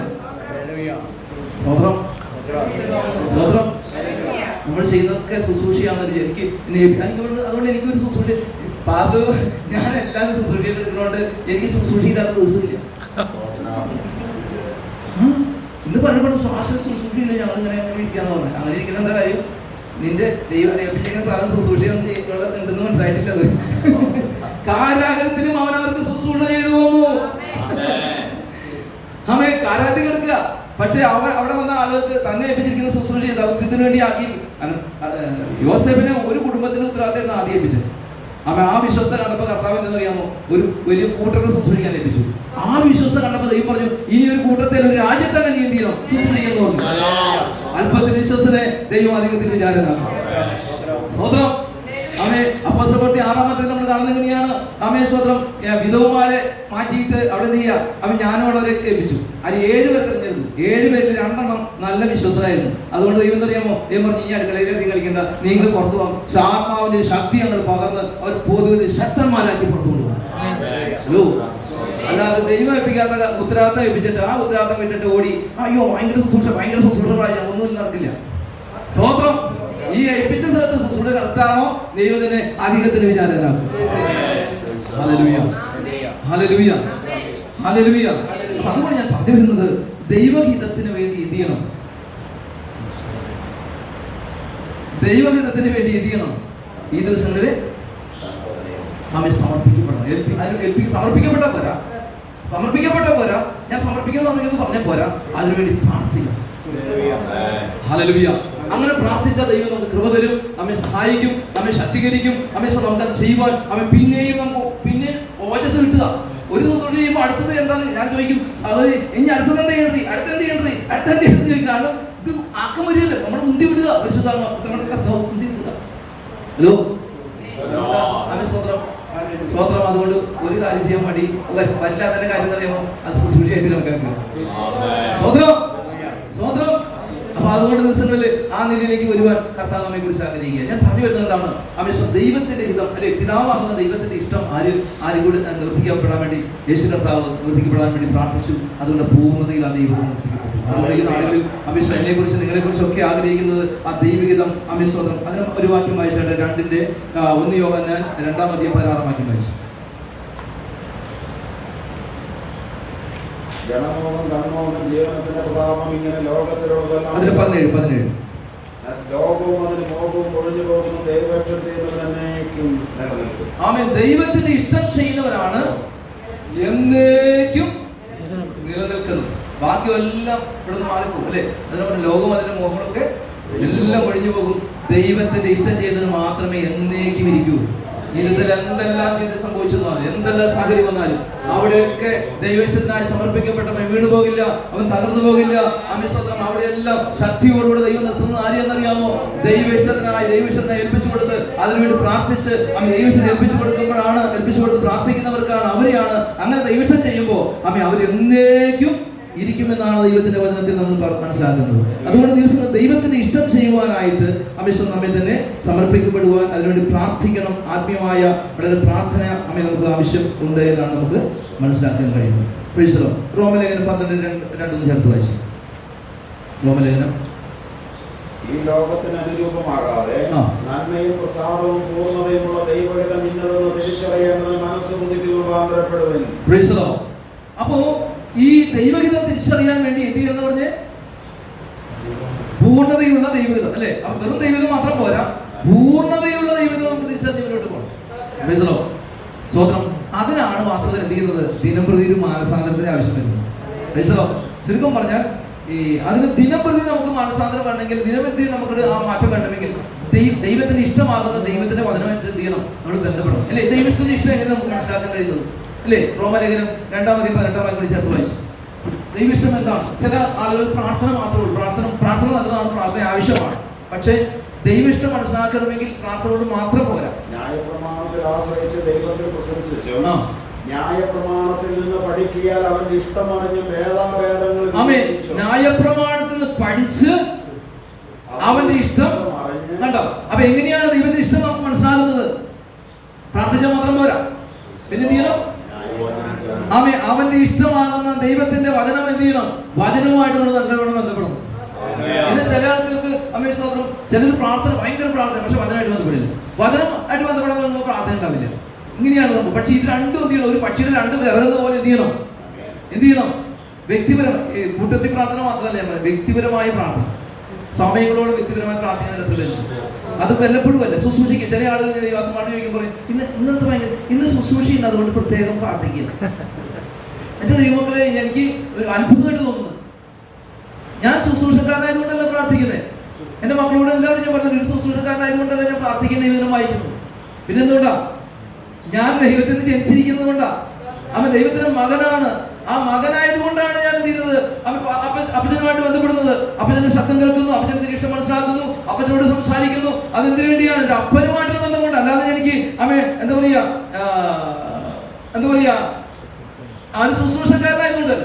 അതുകൊണ്ടെന്താ സംഭവിക്കുന്ന അറിയാമോ? ഇത് ശുശ്രൂഷക്കാരിൽ മാത്രം പ്രാർത്ഥന, സ്വന്തം ബൈബിൾ വായന, സ്വന്തം വിശ്വാസിക്ക് എന്തില്ല? ഇല്ല. കാരണം എന്താ? ശുശ്രൂഷക്കാരന്മാരാണ് പ്രാർത്ഥനയും വായനയുള്ളത്. അതാ വേണ്ടത്. അവരത് കണ്ടുപിടിച്ചിരിക്കുന്നത്. അങ്ങനെയല്ല, ഒരു ദൈവവചനാണ്. അതുകൊണ്ട് ദൈവസന്തതിയായവൻ എന്ത് ചെയ്യുന്നു? ദൈവത്തിന്റെ വചനം കേൾക്കുന്നു. അപ്പൊ സന്തതിയാണ് പാസ്റ്റർമാരെ കേൾക്കുന്നത് കുഴപ്പമില്ല. പക്ഷെ പാസ്റ്റർമാർ മാത്രമല്ല, എല്ലാവരും എന്ത് ചെയ്യണം? ദൈവജനവുമായിട്ട് ബന്ധപ്പെടണം. ഈ ദൈവജനവുമായിട്ട് ബന്ധപ്പെടുമ്പോൾ മാത്രമേ നമ്മുടെ ചിന്താഗതിക്ക് മാറ്റം വരികയുള്ളൂ, അല്ലേ? അവൻ ദൈവജനം പറഞ്ഞെങ്ങനെയാണ്? ബെരോബിയിലെ വിശ്വാസികൾ തെസ്സലോനിക്കയിലെ വിശ്വാസികളെക്കാൾ മൂത്തന്മാരായിരുന്നു. നമ്മൾ വിചാരിക്കും അപ്പോൾ ഈ തെസ്സലോനിക്കയിലെ വിശ്വാസികൾ മോശക്കാരാണെന്ന് നമ്മൾ ചിന്തിക്കുന്നത്. അയ്യോ, അവരെ കൂടി പരിശുദ്ധാത്മ പറയുന്നത് അവർ ബഹുഘട്ടം സഹിക്കേണ്ടി വന്നിട്ടും ആത്മാവിന്റെ ആ പരിശുദ്ധാത്മാവിന്റെ സന്തോഷത്തോടെ വചനം കൈക്കൊണ്ടു ഞങ്ങൾക്ക് മാത്രമല്ല ആമെ മാതൃകയായി തീർന്നവരാണ് ആമെ തെസ്സലോനിക്ക സഭ എന്ന് പറയുന്നത്. പക്ഷെ ആ തെസ്സലോനിക്ക സഭയുടെ ആളുകളെ നോക്കിക്കൊണ്ട് പരിശുദ്ധാത്മ പറയുകയാണ് ഈ ബെരോബിലെ വിശ്വാസികളെ കുറിച്ച്, ബെരോബിലെ വിശ്വാസികൾ ഈ തെസ്സലോനിക്കയിലുള്ള വിശ്വാസികളെക്കാൾ ഉത്തമന്മാരായിരുന്നു. അതെന്താ പരിശുദ്ധാത്മ പറയുന്നത്? അവർ ദിനം പ്രതി അവർ ദൈവത്തിന്റെ വചനത്തെ പരിശോധിക്കുന്നവരായിരുന്നു. ദിനം പ്രതി, വല്ലപ്പോഴുമല്ല. ഞായറാഴ്ച വരുമ്പോഴല്ല, പാസ്റ്റർമാർ പ്രസംഗിക്കുമ്പോൾ മാത്രമല്ല, ഞങ്ങൾ പ്രസംഗിക്കുമ്പോൾ നോക്കുന്ന ആരാണ്, കാരണം വേണ്ടാത്ത പറഞ്ഞിട്ടുണ്ടെങ്കിൽ അപ്പൊ മനസ്സിലാക്കണം, അത് നോക്കിയിട്ട് തിരുത്തുന്നത് നല്ലതാണ്. പക്ഷെ അതിനു വേണ്ടി ദിനം, അങ്ങനെയാണെങ്കിൽ ഇപ്പൊ നമ്മുടെ കണക്കനുസരിച്ച് വെള്ളിയാഴ്ച അല്ലെങ്കിൽ വ്യാഴാഴ്ച അല്ലെങ്കിൽ ഞായറാഴ്ച, അപ്പൊ അങ്ങനെയാണെങ്കിൽ 2 ദിവസം അവിടെ പ്രസംഗമുള്ളൂ. ആ 2 ദിവസം പ്രസംഗം കേട്ട് കഴിഞ്ഞാൽ 2 ദിവസം പരിശോധിച്ചാൽ മതി. ശരിയല്ലേ? 2 ദിവസം പരിശോധിച്ചാൽ മതി, കാരണം അത്ര പരിശോധിക്കാനൊക്കെ ഉണ്ടാവുള്ളൂ. എന്നാൽ ഇവിടെ പറയാ അവര് ദിനം പ്രതി പരിശോധിച്ചു. എന്തിനാ ദിനം പ്രതി പരിശോധിച്ചത്? അവരുടെ ജീവിതത്തിൽ ഈ വചനവും എന്റെ ജീവിതവുമായിട്ട് വല്ല ബന്ധമുണ്ടോ എന്ന് തിരുവഴുത്തുകളെ ദിനം പ്രതി വ്യക്തിപരമായി പരിശോധിച്ചു. ഈ ദൈവത്തിന്റെ ഇഷ്ടമായിട്ട് എന്റെ ജീവിതവും ഈ ദൈവത്തിന്റെ ഇഷ്ടമായിട്ട് വല്ല ബന്ധമുണ്ടോ എന്ന് ദിനം പ്രതി പരിശോധിച്ച് അവരുടെ ജീവിതത്തെ ക്രമീകരിക്കുകയായിരുന്നു. അതുകൊണ്ട് പരിശുദ്ധാത്മ പറഞ്ഞ അവർ ഉത്തമന്മാരാണെങ്കിൽ ദൈവം പറയുന്നത് എങ്ങനെയാണ്? യെശയ്യാവ് 32:8 പറയുന്നത് എങ്ങനെയാണ്? ഉത്തമ കാര്യങ്ങളെ ചിന്തിക്കുകയും ഉത്തമ കാര്യങ്ങളിൽ ഊറ്റിരിക്കുകയും ചെയ്യും. അപ്പൊ ചുരുക്കം പറഞ്ഞാൽ ഉത്തമ കാര്യങ്ങൾ, അപ്പൊ ചുരുക്കം പറഞ്ഞാൽ ചിന്താഗതി ശരിയാവുന്നേ പറഞ്ഞു വന്നത്. അപ്പൊ ഈ ദൈവജനം നമ്മുടെ ചിന്താഗതിയെ മാറ്റി, പൈശാചിക ചിന്താഗതിയെ മാറ്റി ദൈവിക ചിന്തയിലേക്ക് നമ്മുടെ ചിന്താമണ്ഡലത്തെ ഈ വചനം കൊണ്ടുവരും. ചിന്ത കറക്റ്റ് ആണെങ്കിൽ പ്രവർത്തനം കറക്റ്റ് ആവും. സ്വന്തം. അതുകൊണ്ടാണ് കർത്താവ് പാപത്തിന്റെ കാര്യം പറയുമ്പോൾ പാപം ദുശ്ചിന്ത എന്ന് പറഞ്ഞു തുടങ്ങുന്നത്. അത് കഴിഞ്ഞിട്ടാണ് എല്ലാ പാപങ്ങളും പറഞ്ഞു വരുന്നത്. അപ്പൊ പാപമാണെങ്കിലും ശരിയായ ദൈവത്തിന് ഇഷ്ടം ചെയ്യുന്ന കാര്യമാണെങ്കിലും ശരിയായ കാര്യമാണെങ്കിലും അത് ചിന്തയിൽ നിന്നാണ് തുടങ്ങുന്നത്. അപ്പൊ ചിന്താഗതി, ഈ ചിന്ത നമ്മുടെ ഉള്ളിൽ കയറ്റുകയാണെങ്കിൽ, ദൈവത്തിന്റെ ചിന്ത ഉള്ളിൽ കയറ്റി വെക്കുകയാണെങ്കിൽ എന്ത് ചെയ്യും? നമ്മുടെ ചിന്തയിൽ നിന്ന് വരുന്നത് ദൈവികമാകുന്ന പ്രവർത്തന രീതിയിലായിരിക്കും, സംസാര രീതി പ്രവർത്തനമായിരിക്കും. ചില ആൾക്കാർ വചനം പ്രസംഗിക്കും, അത് കഴിഞ്ഞ് ഇറങ്ങുമ്പോൾ വായിന്ന് തന്നെ കേട്ടണമെങ്കിൽ ഒരു ദിവസം എന്തൊരു കൃപ എന്റെ പൊന്നോ, വചനം പറഞ്ഞ കേട്ടണമെങ്കിൽ നമ്മൾക്കൊന്നും കിട്ടാത്തൊരു എളുപ്പമാണ്. പക്ഷെ ഇറങ്ങിക്കഴിഞ്ഞാൽ വായി എന്താ പറയുന്നത് വെച്ചാൽ ഞാൻ അടിക്കടി പറഞ്ഞു കൊടുത്തുണ്ട്, ദൈവദാസനെ നിങ്ങൾക്ക് ദൈവം കൃപ വന്നു, പക്ഷെ നിങ്ങൾ ഇങ്ങനെ നിങ്ങളുടെ ഉള്ളിൽ എന്താ ഇങ്ങനെ ഇരിക്കുന്നത്, എന്തുട്ടാ നിങ്ങളുടെ കാര്യമിരിക്കുന്നത്? അപ്പൊ പറഞ്ഞു കേട്ടാൽ നമ്മൾ ലോകമക്കൾ പറഞ്ഞേക്കാളും അപ്പുറത്ത് പറയും. മനസ്സിലാവുന്നുണ്ടോ? എന്തുകൊണ്ടെന്നറിയാമോ? അത് കൃപാവരോ, പക്ഷെ ഉള്ളിൽ എന്തില്ല, ഇതുമായിട്ട് ബന്ധമില്ല. മനസ്സിലാവുന്നുണ്ടോ? ഇത് ദിനംപ്രതി പരിശോധിക്കാൻ തുടങ്ങുമ്പോൾ ദിനംപ്രതി നമ്മുടെ ചിന്താഗതിക്ക് മാറ്റം വരുത്തുന്നേ. ചിന്താഗതിക്ക് മാറ്റം വരുത്തും, നമ്മുടെ ചിന്താഗതിക്ക് മനോഭാവത്തിനൊക്കെ മാറ്റം വരും. മാറ്റം വരുമ്പോൾ ഓട്ടോമാറ്റിക്കായിട്ട് നമ്മുടെ പ്രവർത്തന രീതിക്ക് മാറ്റം വരും. അപ്പൊ അതുകൊണ്ട് ദിനംപ്രതി ഇതുമായിട്ട് ബന്ധപ്പെടുന്ന ഒരു അനുഭവം കൂടി ദൈവത്തിന്റെ വചനം നമ്മൾ വിളിച്ചോർപ്പിക്കുക. അപ്പൊ ഇത് മാത്രം പോരാ, പ്രാർത്ഥനയെ മാത്രമല്ല, ഇതുകൂടി വേണം. തിരുവചനവുമായിട്ടുള്ള ഒരു ബന്ധം കൂടി ഞാൻ പറഞ്ഞിരുന്നു, അല്ലേ? സ്തോത്രം. അങ്ങനെയുള്ള ഒരു വ്യക്തിയെ, ഈ തിരുവചനവുമായിട്ട് ബന്ധപ്പെട്ട് ദൈവശബ്ദം കേൾക്കുന്ന ഒരു വ്യക്തി ആരുടെ കയ്യിലിരിക്കുന്ന അറിയാമോ? യോഹന്നാൻ സുവിശേഷം 10:26-27 വായിച്ചു.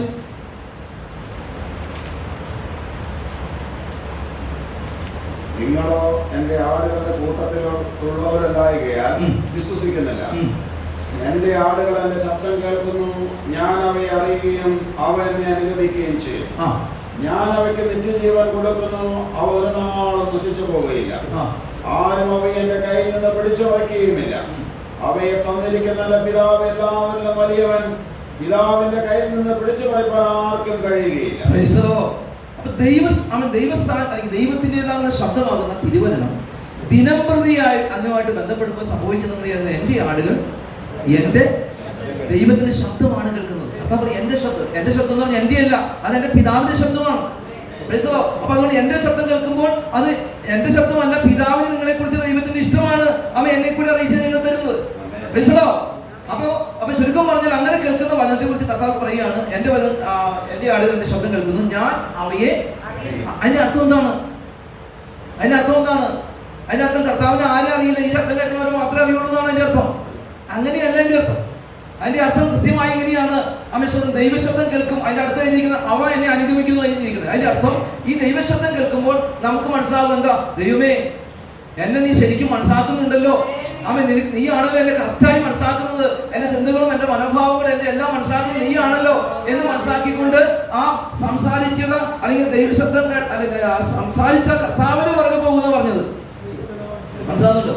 അതതിന്റെ അർത്ഥം. എന്ന് പറഞ്ഞാല് അതുകൊണ്ടാണ് സംഗതി പറഞ്ഞ കർത്താവേ നീ എന്നെ ശോധന ചെയ്ത് അറിഞ്ഞിരിക്കുന്നു. അപ്പൊ ചുരുക്കം പറഞ്ഞാൽ നമ്മുടെ ഇതാകുന്ന ആ ശൂന്യതാ ബോധത്തെ മാറ്റിത്തരും. ചുരുക്കം പറഞ്ഞാൽ ചില പറയാം എന്നെ അറിയുന്ന ആരുമില്ല, മനസ്സിലാക്കുന്നില്ല ആരുമില്ല എന്നുള്ള ഇതില്ലേ, അതൊക്കെ മാറും. ഈ ദൈവശബ്ദം കേൾക്കാൻ തുടങ്ങുമ്പോൾ പറയും എനിക്ക് ആരും എന്നെ മനസ്സിലാക്കുന്നില്ലെങ്കിൽ എന്നെ അറിയുന്ന ഒരാളുണ്ട്, ആ പുള്ളി എന്നോട് ഇന്നും കൂടെ സംസാരിച്ചിട്ടില്ലേ, കുറച്ച് നേരത്തെ കൂടി സംസാരിച്ചെന്ന് പറയും. കഴിഞ്ഞ ദിവസം ഞാനൊരു സഹോദരി എൻ്റെ അടുത്ത് കുറേ പരാതി പറഞ്ഞു. അപ്പൊ എനിക്ക് മനസ്സിലായി ഇവർക്ക് കർത്താവിന്റെ ശബ്ദം കേൾക്കാത്തവരാണ്, കേൾക്കുന്നില്ല. ഞാൻ എന്ത് ചെയ്യുന്നറിയാമോ, ഇവരോട് പറഞ്ഞു അമിഷ നിങ്ങൾ പ്രാർത്ഥിക്കുക, ദൈവമേ എന്നോട് സംസാരിക്കണമേ എന്ന് പറഞ്ഞ് പ്രാർത്ഥിച്ച് ദൈവജനം വായിക്കാൻ പറഞ്ഞു. അങ്ങനെ പ്രാർത്ഥിച്ച് ദൈവജനം വായിക്കാൻ തുടങ്ങി. കർത്താവ് എന്നോട് സംസാരിക്കണമേ, ആ വചനം എനിക്കും അനേകർക്കും പ്രയോജനമാകുന്ന രീതിയിൽ എന്നോട് സംസാരിക്കണേ സ്വഭാവം എന്ന് പറഞ്ഞ് പ്രാർത്ഥിച്ച് വചനം വായിക്കാൻ പറഞ്ഞു. വായിച്ചു കഴിഞ്ഞു. ഞാൻ ഇവിടെ വന്നു കഴിഞ്ഞ് ഇവിടെ പുള്ളി ഫോമുലി എന്നോട് പക്ഷേ എന്നോട് കർത്താവ് സംസാരിച്ചു, ഇന്ന വാക്യം കൂടെ എന്നെ സംസാരിച്ചു. അതുവരെ എൻ്റെ അടുത്ത് ഭയങ്കര പരാതി വിഷമം പറഞ്ഞു കൊടുത്ത സൗകര്യം പിന്നെ വിളിക്കും, എന്നെ വിളിച്ചെന്ന് പറയാം പക്ഷേ അതെന്നോ ആ കാര്യം എന്നോട് ദൈവം സംസാരിച്ചു, ഇന്ന വചനം സംസാരിച്ചു, ഇന്ന വചനം ചുരുക്കം പറയാം എന്നെ പിടിച്ച് എന്ത് ചെയ്യാം, എന്നെ ബലപ്പെടുത്തുന്ന മാറിയാണ് ഞാൻ പറഞ്ഞ മനസ്സിലാവുന്നുണ്ടോ? അപ്പൊ ചുരുക്കം പറഞ്ഞ ദൈവശബ്ദം അമേശബ്ദം അപ്പൊ അതിനും എന്ത് ചെയ്യണം എന്നറിയാൻ പ്രാർത്ഥിക്കും. ഏത് കർത്താവ് എന്നോട് സംസാരിക്കും, അല്ലാണ്ട് വെറുതെ പറഞ്ഞ വായിച്ചിട്ട് മനസ്സിലാക്കും. പ്രാർത്ഥിച്ച് വായിച്ചു വയ്ക്കുക, ദൈവം കൃത്യമായി നമ്മുടെ കൃത്യമാത്മാവോട് കറക്റ്റായിട്ട് സംസാരിക്കുന്നു. ഹല്ലേലൂയ, സ്തോത്രം. അപ്പൊ ഞാൻ പറഞ്ഞു വരുന്നത് അമേശ്വരം കർത്താവ് എന്നെ അറിയുന്നു, അല്ലെങ്കിൽ എന്റെ കർത്താവ് എന്നോട് കൂടി ഉണ്ട്, അല്ലെങ്കിൽ അമേശ്വരം എന്നെ അറിയുന്നവൻ ആരുമില്ലെന്നുള്ള ഇപ്പൊ സംഘടനകാരിൽ ഭാഗത്ത് പറയുന്നത് എന്നെ അറിയുന്നവൻ ആരുമില്ല. കാരണം എനിക്ക് പോയിക്കുന്നത് അത് നിരാശയുടെ ആശ്രയബോധമില്ലാതെ അല്ലെങ്കിൽ ദൈവസാന്നിധ്യം ഇല്ലാതെ ഒരു ഇതില്ലാതെ ആശ്രയബോധമില്ലാത്ത അവസ്ഥ ഒരു നിരാശന്റെ പ്രാർത്ഥനയാണ്. പക്ഷേ 139 സംഘത്തിൽ പറയുന്ന ദൈവമേ നീ എന്നെ എന്തിരിക്കുന്നു ശോധന ചെയ്ത് അറിഞ്ഞിരിക്കുന്നു, ഞാൻ ഇരിക്കുന്നത് അറിയുന്നു, ഞാൻ എഴുന്നേൽക്കുന്ന അറിയുന്നു, എന്റെ നിരൂപണം പോലും നീ ദൂരത്തുനിന്ന് ഗ്രഹിക്കുന്നു എന്നുള്ള ബോധ്യം തനിക്ക് ലഭിച്ചതെന്നാണ് ആ ദൈവശബ്ദം നാം കേൾക്കാൻ തുടങ്ങിയപ്പോൾ. അങ്ങനെയാണ് ദൈവശബ്ദം വ്യക്തിപരമായി നിങ്ങൾ കേൾക്കാൻ തുടങ്ങുമ്പോൾ എന്നെ അറിയുന്നതിന് ആരുമില്ല, എന്നെ മനസ്സിലാക്കാൻ ആരുമില്ലെന്ന് നിങ്ങൾ പറയില്ല. ഒരു കാലത്ത് എനിക്കുണ്ടായിരുന്നു. പക്ഷെ ഇതുപോലെ ബന്ധപ്പെടാൻ തുടങ്ങിയപ്പോൾ ഇപ്പൊ ആരോടും പരാതിയില്ല. എന്നെ അറിയുന്നവൻ ആരില്ലെന്നോ, എന്നെ മനസ്സിലാക്കുന്നില്ലെന്നോ, എന്റെ ഭാര്യയ്ക്ക് മനസ്സിലാക്കാൻ പറ്റില്ലെന്നോ ഒരു പരാതിയിൽ എനിക്ക്. എന്റെ വീട്ടിൽ ചോദിച്ചാൽ നിങ്ങൾക്ക് ഒരു പരാതി എനിക്കില്ലാത്ത മനുഷ്യൻ. വേറെ ഒന്നും കൊണ്ടല്ല, ദൈവശബ്ദം കേൾക്കുന്നുണ്ടോ? ദൈവശബ്ദം കേൾക്കുന്ന ഒരു പരാതി എനിക്കില്ല. സ്വന്തം കാരണം എന്താ പറയുക, ദൈവശബ്ദം കേൾക്കുന്ന എന്നെല്ലാം ദൈവശബ്ദം ഇങ്ങനെ എല്ലാ ദിവസവും കേൾക്കും, എല്ലാ ദിവസവും വായിക്കും. എനിക്ക് വേണ്ടി വായിക്കും, പ്രസംഗിക്കാൻ വേണ്ടി വായിക്കില്ല, പ്രസംഗിക്കാൻ വായിക്കാറില്ല. പിന്നെ എന്തിനാ വായിക്കാറ്? എനിക്ക് വേണ്ടി വായിക്കും, എനിക്ക് കിട്ടുന്നത്. അതിലെ പൗലോസ് പറഞ്ഞ എനിക്ക് കിട്ടിയത് ഞാൻ നിങ്ങൾക്ക് കേൾപ്പിച്ചിരുന്നു. ഇപ്പൊ ഞാൻ എന്തെങ്കിലും പ്രസംഗിക്കുന്നുണ്ടെങ്കിൽ എനിക്ക് കിട്ടിയത് എനിക്ക് എന്നോട് സംസാരിച്ചത് അത് ഞാൻ എന്നോട് സംസാരിക്കുന്നു. അപ്പൊ അതുകൊണ്ട് നിങ്ങൾ വ്യക്തിപരമായി നിങ്ങൾ അത് കേൾക്കാൻ തുടങ്ങുമ്പോൾ അമിഷ നിങ്ങളോട് ദൈവം സംസാരിക്കുന്നു. ഒരിക്കൽ ഞാൻ കുറച്ച് വിറക് കൊണ്ട് എൻ്റെ വീട്ടിൽ നിന്ന് ചാലാമ്പാടത്തുനിന്ന് ഞാൻ വിറക് കൊണ്ട് വരിക. വരുന്ന സമയത്ത് അമിഷ വഴിയിൽ വെച്ചൊരു സഹോദരനെ കൈ കാണിച്ചു. എനിക്കറിയില്ല ഈ മനുഷ്യൻ ആരാണെന്ന് എനിക്കറിയില്ല. എന്നെ പുള്ളിക്കറിയാം, പക്ഷെ എനിക്കറിയില്ല പുള്ളി. അതെന്ന് പറഞ്ഞാൽ അവൻ നിർത്തി. എന്നിട്ട് എന്നോട് സംസാരിക്കാൻ തുടങ്ങും. എൻ്റെ ഉള്ളിൽ ഈ മനുഷ്യനെ കുറിച്ചുള്ള ദൈവത്തിൻ്റെ വചന തരാൻ പറഞ്ഞു. ഇങ്ങനെ പറയുന്നത് അദ്ദേഹം അവിടെ നിന്ന് ദൈവം തന്നുകൊണ്ടിരിക്കുക. ഞാൻ അങ്ങനെ മുഴുവൻ പറഞ്ഞു കഴിഞ്ഞു. അദ്ദേഹത്തിന് ഭാവമൊക്കെ മാറുന്നുണ്ട്. ചില സമയത്ത് ഭാവം മാറുന്നു.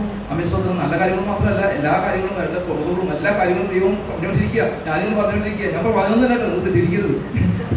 ദൈവശബ്ദം കേൾക്കുന്നവരൊക്കെ പ്രവാചകന്മാരാ. സ്വത്രം. അപ്പൊ അങ്ങനെ അമേശ്വരത്തെ ഞാൻ ഈ വ്യക്തിയോട് സംസാരിച്ചു കഴിഞ്ഞാൽ ശരി ബ്രദറെ. അപ്പൊ പുള്ളി പറഞ്ഞു ഇങ്ങനെ ശരി ഓക്കെ. ഇദ്ദേഹം എൻ്റെ അനിയനെ വിളിച്ചു. നിങ്ങളുടെ ചേട്ടനെ ഞാൻ കണ്ടു, നിങ്ങൾ പറഞ്ഞ ചേട്ടനെ ഞാൻ കണ്ടു. പക്ഷേ ആ പറഞ്ഞ മനുഷ്യൻ പറഞ്ഞ മുഴുവൻ എന്നോടുള്ള ആ ദൈവത്തിന്റെ ശബ്ദമായിരുന്നു. സഭയിൽ നിന്ന് പ്രസംഗിക്കണമെന്നല്ല, ഒരു വ്യക്തിയെ കാണുമ്പോൾ അമ്മ അവരോട് സംസാരിക്കും. നമുക്ക് കിട്ടിയ ദൈവത്തിന്റെ ശബ്ദം, ദൈവത്തിന്റെ ഉള്ളിൽ തന്നിരിക്കുന്ന ദൈവത്തിന്റെ വചനം അവരോട് സംസാരിക്കാൻ തുടങ്ങും, ഇടപെടാൻ തുടങ്ങും, വിവേചിക്കാൻ തുടങ്ങും. ഈ വചനം പറഞ്ഞത് നമുക്ക് മാത്രമല്ല മറ്റുള്ളവർക്കും കൂടെ പ്രയോജനകരമാകുന്ന രീതിയിൽ അവ ദൈവത്തിന്റെ ആത്മാ സംസാരിക്കുന്നുണ്ട്. ഈ ശബ്ദം നമുക്ക് കിട്ടിയ ശബ്ദം ഇത് അവരോട് സംസാരിക്കാൻ തുടങ്ങും. ഹല്ലേലൂയ. അടുത്ത് പറയുന്നു അവ എന്നെ അനുഗമിക്കുന്നു. അടുത്ത് പറയുന്നത് തന്നെയാണ് അവ ഒരു നാളും നശിച്ചു പോകില്ല. ആമേശ്വരം ദൈവസേന വന്ന് നശിച്ചു പോകും, അതാകും ഇതാകുമെന്ന് പറയുന്ന അമ്മ വെല്ലുവിളിക്കുന്ന, നശിപ്പിക്കുമെന്ന് പറഞ്ഞുകൊണ്ട് വെല്ലുവിളിക്കുന്ന അതിന്റെ മധ്യത്തിൽ അമ്മ ദൈവശബ്ദം കേൾക്കുന്ന ദൈവത്തിനോട് അമ്മ ദൈവം പ്രോമിസ് ചെയ്യുന്നത് എന്താണ്? ആമേശ്വരം ഒരു നാളും നശിച്ചു പോകയില്ല. ഒരു നാളും നശിച്ചു പോകയില്ല. അടുത്തത് പറയുന്നത് എങ്ങനെയാണ്? അല്ല, അതിന് മുകളിൽ ഒരു വാക്യുണ്ട്, നിത്യജീവൻ കൊടുക്കുന്നത് അല്ലേ? ഒരു നിത്യജീവൻ അല്ലേ? സ്വതന്ത്രം. ചുരുക്കം പറഞ്ഞാല് ആമേ സ്വതന്ത്രം. ഏത് ദൈവശബ്ദം കേൾക്കുന്നവർക്കാണ് നിത്യജീവൻ കിട്ടുന്നതാണ്. ദൈവശബ്ദം കേൾക്കാത്തവർക്ക് നിത്യജീവൻ അനുഭവം ഉണ്ടാവില്ല. സ്വതന്ത്രം. ആ നിത്യജീവന്റെ പ്രത്യാശ ഉണ്ടാവില്ല. സ്വതന്ത്രം. അവയെ അതുകൊണ്ടാണ് പത്രോസിന്റെ അടുത്ത് അല്ലെ യേശുവിന്റെ അടുക്കിലേക്ക് ശിഷ്യന്മാർ 70 പേര് വന്നു. 70 പേരും അവയെ എന്ത് ചെയ്തു? ഭൂതങ്ങളെ പുറത്താക്കിയൊക്കെയാണ് അവര്. അതുപോലെ ജനമിഷ്ടമാരി കർത്താവിന് അത്ഭുതം അടയാളം കാണാൻ വന്നു, അല്ലെങ്കിൽ വിടുതൽ പ്രാവശ്യമുണ്ട്. അവ യേശുവിന് 12 ശിഷ്യന്മാരുണ്ട്. അവയെ ഒരു കർത്താവ് വചനം പറയാൻ ശരിക്കും കാര്യം പറയാൻ തുടങ്ങിയപ്പോൾ കർത്താവ് പറഞ്ഞു, ഇങ്ങനെ ഇങ്ങനെ വിടുതൽ എന്ന് പറഞ്ഞു പോയപ്പോൾ ഞാൻ നിങ്ങളോട് നല്ലൊരു ബന്ധമല്ലെന്ന് പറഞ്ഞു കഴിഞ്ഞപ്പോ എല്ലാവരും വിട്ടുപോയി. 70 പേര് ശുശ്രൂഷക്കാരും വിട്ടുപോയി. 70 ശുശ്രൂഷക്കാരും വിട്ടു. ഭൂതങ്ങളെ പുറത്താക്കിയവരും കർത്താവ് ഞങ്ങൾ ഭൂതങ്ങളൊക്കെ പുറത്താക്കി ഭൂതം കീഴടങ്ങുന്നൊക്കെ പറഞ്ഞൊക്കെ സ്ഥലം വിട്ടു. അപ്പോ ഈ അടുത്തത് തന്റെ ശിഷ്യന്മാര് 12 പേര് നിൽക്കുക. അപ്പൊ യേശു പറഞ്ഞു, എന്നാ പിന്നെ എന്ത് ചെയ്യാം? എല്ലാവരും പോയില്ലേ, ഇനി എന്തിനു നിങ്ങൾ എന്റെ കൂടെ നിൽക്കണേ? ഞാനൊക്കെയാണ് പറഞ്ഞാൽ അയ്യോ എല്ലാവരും പോയിട്ട് ഇനി നിങ്ങളെങ്കിലും എന്റെ കൂടെ നിൽക്കുന്നു ഞാൻ പറഞ്ഞാൽ. പക്ഷെ യേശു എന്താ പറയാ, എന്തിനാ എന്റെ കൂടെ നിൽക്കണേ? ഒക്കെ പോയില്ലേ. അപ്പം നിന്നവരും ശുശ്രൂഷ മേടിച്ചവരും ശുശ്രൂഷ പ്രാവശ്യവരും ഒക്കെ പോയി. അപ്പൊ ഇനി നിങ്ങൾക്കും പോവാം. അപ്പൊ പത്രോസ് എടുത്തിട്ട് പറഞ്ഞു, കർത്താവ് ഞാൻ എങ്ങോട്ട് പോകാനാണ്? ഞങ്ങൾ ആഹാരം കിട്ടാൻ വേണ്ടി വന്നാണെങ്കിൽ നിന്റെ കൂടെ നിന്നാൽ അല്ല ഞങ്ങൾ പോയേനെ. ഞങ്ങൾ ശുശ്രൂഷയ്ക്ക് വേണ്ടി വന്നെങ്കിൽ ശുശ്രൂഷ ഞങ്ങൾക്ക് കിട്ടിയില്ലോ, ഇനി ഞങ്ങൾ പോയേനെ. പക്ഷേ നിത്യജീവന്റെ മൊഴി നിന്നിൽ മാത്രമേ ഉള്ളൂ. അതുകൊണ്ട് നിന്നെ വിട്ട് ഞങ്ങൾ എങ്ങോട്ട് പോകാനാ? സ്വതന്ത്രം. ഞങ്ങൾ അതിനു വേണ്ടി വന്നതല്ല, ഇതിനു വേണ്ടി വന്നതല്ല, ശുശ്രൂഷ കിട്ടാൻ വേണ്ടിയല്ല, ആത്മാവിന്റെ ശക്തി കിട്ടാൻ വേണ്ടി വന്നല്ല, അങ്ങനെ ഒന്നും കിട്ടാൻ മതിയല്ല. ഞങ്ങൾക്ക് ഒന്ന് കിട്ടണം, നിത്യജീവൻ. അത് നീ സത്യദൈവവും നിത്യജീവനും നീയാണ്. അതിൽ കൂടെ നിന്നിൽ നിന്ന് വരുന്ന മൊഴികളും നിത്യജീവന്റെ മൊഴിയാണ്. സ്വതന്ത്രം. അപ്പൊ ചുരുക്കം പറഞ്ഞാൽ ഒന്നും കിട്ടിയാലും കെട്ടിയാലെങ്കിലും വിട്ടുപോകില്ല. കാരണം അറിയാമോ, ഈ നിത്യജീവന്റെ മൊഴി വചനമായിട്ട് ബന്ധപ്പെടാൻ തുടങ്ങുന്നവന് അവൻ ഇതൊന്നും വിട്ടുപോകില്ല. എന്തുവന്നു വിട്ടുപോകാൻ പറ്റില്ല. കാരണം നിത്യജീവന്റെ സാന്നിധ്യത്തിന്റെ ഉള്ളിൽ നിൽക്കുകയല്ലേ ഇങ്ങനെ. എല്ലാ ദിവസവും ബന്ധപ്പെടുകയല്ലേ, എല്ലാ ദിവസവും കണക്ട് വിട്ടുപോകുന്നില്ല. അതുകൊണ്ട് ആ നിത്യജീവന്റെ സാന്നിധ്യം അനുഭവിച്ചുകൊണ്ടിരിക്കുക. ഇനി അടുത്തത് പറയുന്നത് എങ്ങനെയാണ്? അവ എന്റെ കയ്യിലാണ് ഇരിക്കുന്നത്, എന്റെ കയ്യിൽ നിന്ന് പിടിച്ചു വയ്ക്കാൻ ആർക്കും കഴിയില്ല.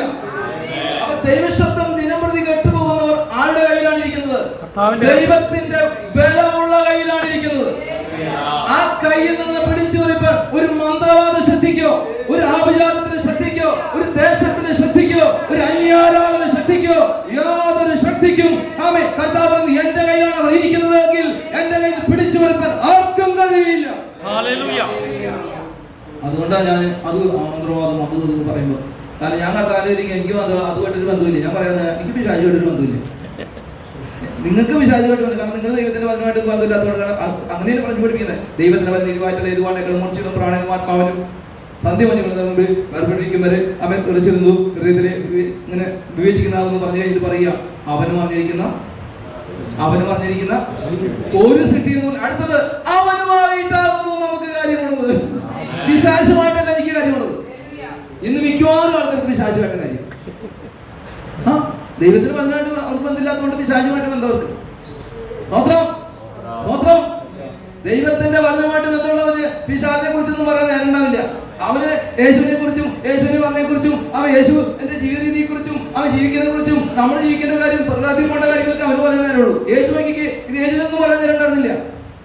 പിതാവ് പറഞ്ഞ കേട്ടൊക്കെ പറയാം. അത് വല്ലപ്പോഴും വല്ല പിശാചിനെ എതിര് പറയാൻ വേണ്ടി പറയുന്നതല്ലാണ്ട് ഇതൊന്നും എപ്പോഴും ഈ അയ്യോ എനിക്കറിയില്ല. ചില ആൾക്കാർ എന്ത് പറയാൻ പോരാട്ടം, പിശാച്, മന്ത്രവാദം, എനിക്കൊന്നും മനസ്സിലാവുന്നില്ല. കഴിഞ്ഞ ദിവസം ഒരു ദൈവമക്കളുമായിട്ട് കഴിഞ്ഞ ദിവസം വീടിന് തൊട്ടടുത്താ അവരും ബന്ധുസാരെ വേറൊരു പ്രവാചകൻ വന്ന് പറഞ്ഞു, അവർ നിങ്ങൾക്ക് വേണ്ടി മന്ത്രവാദം ചെയ്യുന്നു ബന്ധുസാര്. ഇപ്പൊ അവര് തമ്മിൽ ദൈവം കലക്കത്തിന്റെ ദൈവമല്ല, സമാധാനത്തിന്റെ ദൈവം. ഇനി നമ്മളെ ലഭിച്ചിരുന്ന ശുശ്രൂഷയുടെ പ്രത്യേകത അറിയാമോ? യഥാസ്ഥാനത്തിന്റെ ശുശ്രൂഷയാണ്. ദൈവമായിട്ടും മനുഷ്യനുമായിട്ടും യഥാസ്ഥാനപ്പെടുന്ന ഭിന്നിപ്പിക്കുന്നുണ്ടെങ്കിൽ അകറ്റുന്ന ശുശ്രൂഷ ദൈവികമല്ല, അത് പൈശാചികമാണ്. എത്ര കുടുംബങ്ങളാണെന്നറിയാമോ ഈ പൈശാചിക ആലോചന കേട്ടിട്ട് കുടുംബങ്ങളും ഒരു കുഴപ്പമില്ലാണ്ടിരിക്കുന്ന ആളുകൾ ഒരു കുഴപ്പമില്ല. പക്ഷെ അതിനെ കുറിച്ച് അങ്ങനെ പറഞ്ഞു ഇങ്ങനെ പറഞ്ഞു ഭിന്നിപ്പിച്ച്. സ്വതന്ത്രം. ഒരു മന്ത്രവാദ ശക്തി ഇവിടെ വ്യാപരിക്കുന്നതാണ്. അപ്പൊ എന്താ വർഷം ഇത് ഇവിടെ അത് ചിന്തില്ല. അവിടെ നിന്ന് തന്നെ ഒരു കുഴപ്പമില്ല. അവര് കർത്താവിനെതിരെ ഇടയ്ക്കൊക്കെ വല്ല ബൽബ് പ്രാർത്ഥിക്കൊന്നിരിക്കുക. കഴിഞ്ഞു. പിന്നെ നമ്മുടെ മുന്നിൽ എന്തായിരിക്കും? അവനിങ്ങനെ നമ്മൾ നമ്മളെ അടിപൊളി ചെയ്യാണല്ലേ. നമ്മുടെ കൂടി വന്നു കഴിഞ്ഞാൽ പിന്നെ നമ്മൾ അവർക്ക് വേണ്ടി പ്രാർത്ഥിക്കുമ്പോൾ ചിന്തിച്ചു വയ്ക്കും. ഹലോ, ഇവിടെ കർത്താവിന് ശത്രുവിനെ സ്നേഹിക്കാനും അവന് വേണ്ടി പ്രാർത്ഥിക്കാനും അവന് നന്മ ചെയ്യുവാനും പറഞ്ഞേ. ഒരിക്കൽ യേശുവിന്റെ ശിഷ്യന്മാര് യേശു കൂടി ശമരപ്പെട്ടതിലേക്ക് കടന്നുപോയ സമയത്ത് സ്വത്രം യേശുവിനോട് ഇവിടെ കയറലാന്ന് പറഞ്ഞു. പണ്ടൊക്കെ കയറിയതൊക്കെ നല്ലതാണ്, ഇനി ഇവിടെ കയറില്ലാന്ന് പറഞ്ഞു. അപ്പൊ കൂടെ ഉണ്ടായിരുന്ന ശിഷ്യന്മാര് പറഞ്ഞു, യോഹന്നാനും പത്രോസും ഭയങ്കര സ്നേഹമുള്ള യേശുവിന് ഭയങ്കര സ്നേഹമാണ്. അവര് പറഞ്ഞു, നീ അങ്ങനെ നീ യേശു ആയതുകൊണ്ട് അങ്ങനെയൊക്കെ ചെയ്യും, അങ്ങനെ പറയും, നീ വേണ്ടാന്ന് പറഞ്ഞാൽ വേണ്ടാന്ന് പറഞ്ഞു ഇങ്ങനെ വേണ്ടാണ്ട് പോകും. പക്ഷെ ഞങ്ങൾ അങ്ങനെയല്ല. സ്വത്രം, ഞങ്ങൾ അങ്ങനെയല്ല. ഞങ്ങൾ യേശുവിന് വേണ്ടി എന്ത് ചെയ്യും? നിനക്ക് പറ്റില്ല, പക്ഷെ ഞങ്ങൾക്ക് പറ്റുമത്. ഇനി അത് മാത്രമല്ല, നീ പറഞ്ഞിട്ടില്ലേ നിന്നേക്കാളധികം അല്ല, നീ പറഞ്ഞേക്കാൻ നിന്നേക്കാളധികം ശുശ്രൂഷ എന്ന് പറഞ്ഞില്ലേ? ഇപ്പൊ ശുശ്രൂഷ ഞങ്ങൾ വെളിപ്പെട്ടുകൊണ്ടിരിക്കുക. നീ ചെയ്യാത്ത നീ അതങ്ങനെയാണ് പറഞ്ഞു. യേശു പറഞ്ഞു, നീ ചെയ്തിട്ടില്ല, ഏരിയ ചെയ്തിട്ട് നീ ചെയ്തിട്ടില്ല കണ്ടോ. അപ്പൊ അതുകൊണ്ട് ഇപ്പൊ ഞങ്ങൾ ഇത് ചെയ്യാൻ പോവുക. സ്വതന്ത്രം. പക്ഷെ എനിക്ക് അവര് ഭയങ്കര ഇഷ്ടമായത് അറിയാമോ? എന്ത് ഉണ്ടായാലും എന്ത് കുരുത്തക്കേടാണെങ്കിലും യേശുവിന്റെ അടുത്തൊന്ന് പറയും. അതെനിക്ക് ഭയങ്കര ഇഷ്ടമായി. സ്വതന്ത്രം. കുരുത്തക്കേട് ഒപ്പിക്കുന്നതിന് മുമ്പ്, ശുശ്രൂഷ ചെയ്യുന്നതിന് മുമ്പ്, ശുശ്രൂഷ ചെയ്യുന്നതിന് മുമ്പ്, ശുശ്രൂഷ ചെയ്യാൻ പോകുന്നതിന് മുമ്പ് എത്ര വലിയ ശുശ്രൂഷയാണെങ്കിൽ പുള്ളി യേശുവിന്റെ അടുത്ത് വന്നിട്ട് പറയാൻ, ഞാൻ ചെയ്യണമെന്ന് ചോദിച്ചിട്ട് ചെയ്യുള്ളൂ. നമ്മളൊക്കെ ആണെങ്കിലോ ഞാൻ അങ്ങനെ ചെയ്യുകയാണ്, ഞാൻ ആത്മാവിനെ ഞാൻ അങ്ങനെ പതില്ല. ഹലോ അല്ലേ? പരിശുദ്ധമ എടുത്തിട്ട് കളിക്കൂല്ലേ? പരിശുദ്ധമ ആരാന്ന് ചിന്തിച്ചിരിക്കുന്നു. എന്റെ ദൈവം എന്തെല്ലാം കോപ്രാണ്ട കാണിച്ചുകൊണ്ടിരിക്കുന്നു. ദൈവം പിന്നെ ദൈവം ആയിരിക്കാണ്ടിരിക്കുന്നത് വലിയ കാര്യം. സ്വതന്ത്രം എന്തെല്ലാം കാണിക്കുന്ന കൂട്ടും. സ്വതന്ത്രം. തിരുവഴുത്ത് ദൈവശക്തി ദൈവം പരിശുദ്ധമ ആരാണെന്ന് മനസ്സിലാക്കിയത് നമ്മള് ആ പരിശുദ്ധമനും വാക്കുപോലും ചിരിക്കാൻ നമ്മൾ പഠിക്കും. സ്വതന്ത്രം. സ്വതന്ത്രം. എന്താ പറഞ്ഞു വന്നേ?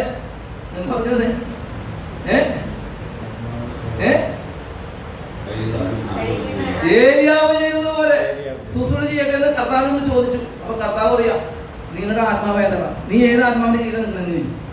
കൊലപാതകത്തിന്റെ ആത്മാവാണ് നിന്റെയൊക്കെ ആത്മാവ്, അല്ല സ്നേഹത്തിന്റെ ആത്മാവാണ് നിങ്ങളുടെ ആത്മാവ്.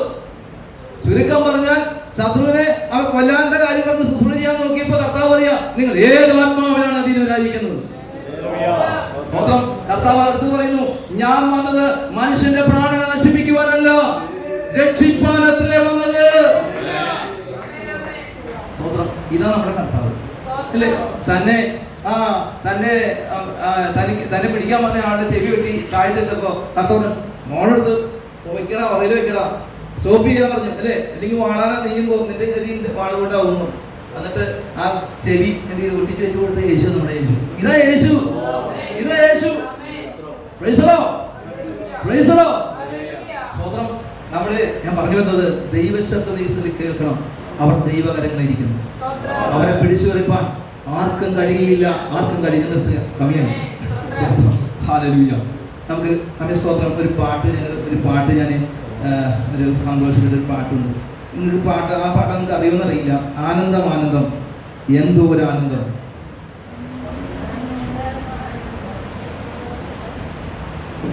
ആനന്ദം ആനന്ദം എന്തോരാനന്ദം വർണ്ണിപ്പാനാവില്ലേ. ആനന്ദം ആനന്ദം എന്തോരാനന്ദം വർണ്ണിപ്പാനാവില്ലേ. രാജാധിരാജൻ പാപത്തെയെല്ലാം ക്ഷമിച്ചതിനാലേ. രാജാധിരാജൻ പാപത്തെയെല്ലാം ക്ഷമിച്ചതിനാലേ. പാടിട സാനന്ദം കർത്താതി കർത്തേനെ താണു വണങ്ങിടാം. പാടിട സാനന്ദം കർത്താതി കർത്തേനെ താണു വണങ്ങിടാം. മോടി വെടിഞ്ഞെന്നെ തേടി വന്നോനാം നാഥനെ പുകഴ്ത്തിടാം. മോടി വെടിഞ്ഞെന്നെ തേടി വന്നോനാം നാഥനെ പുകഴ്ത്തിടാം. ആനന്ദ വർണ്ണിപ്പാനാവില്ലേ. ആനന്ദം ആനന്ദം എന്തോരാനന്ദം വർണ്ണിപ്പാനാവില്ലേ. രാജാധിരാജന് പാപത്തെയെല്ലാം ക്ഷമിച്ചതിനാലേ. രാജാധിരാജന് പാപത്തെ ക്ഷമിച്ചതിനാലേ. പാപങ്ങൾ ശാപങ്ങൾ രോഗങ്ങളെല്ലാം പരിഹരിച്ചേശു. പാപങ്ങൾ ശാപങ്ങൾ രോഗങ്ങളെല്ലാം പരിഹരിച്ചേശു. പാരിതിലെന്നെ പാലിക്കും പരൻ പരമാനന്ദത്താൽ. പാരിതിലെന്നെ പാലിക്കും പരൻ പരമാനന്ദത്താൽ. ആനന്ദം ആനന്ദം എന്തോരാനന്ദം വർണ്ണിപ്പാനാവില്ലേ. ആനന്ദം ആനന്ദം എന്തോരാനന്ദം വർണ്ണിപ്പാനാവില്ലേ. രാജാധിരാജന് പാപത്തെയെല്ലാം ക്ഷമിച്ചതിനാലേ. രാജാധിരാജന് പാപത്തെയെല്ലാം ക്ഷമിച്ചതിനാലേ. ലോകത്തിൻ ധനമോ ജീവിത സുഖമോ ആനന്ദമേകില്ലേ. ലോകത്തിൻ ധനമോ ജീവിത സുഖമോ ആനന്ദമേകില്ലേ. ദേവാദിദേവന്തൻ സാന്നിധ്യമെന്നിൽ ആനന്ദമേകിടുന്നേ. ദേവാദിദേവന്തൻ സാന്നിധ്യമെന്നിൽ ആനന്ദമേകിടുന്നേ. ആനന്ദം ആനന്ദം എന്തോരാനന്ദം വർണ്ണിപ്പാനാവില്ലേ. ആനന്ദം ആനന്ദം എന്തോരാനന്ദം വർണ്ണിപ്പാനാവില്ലേ.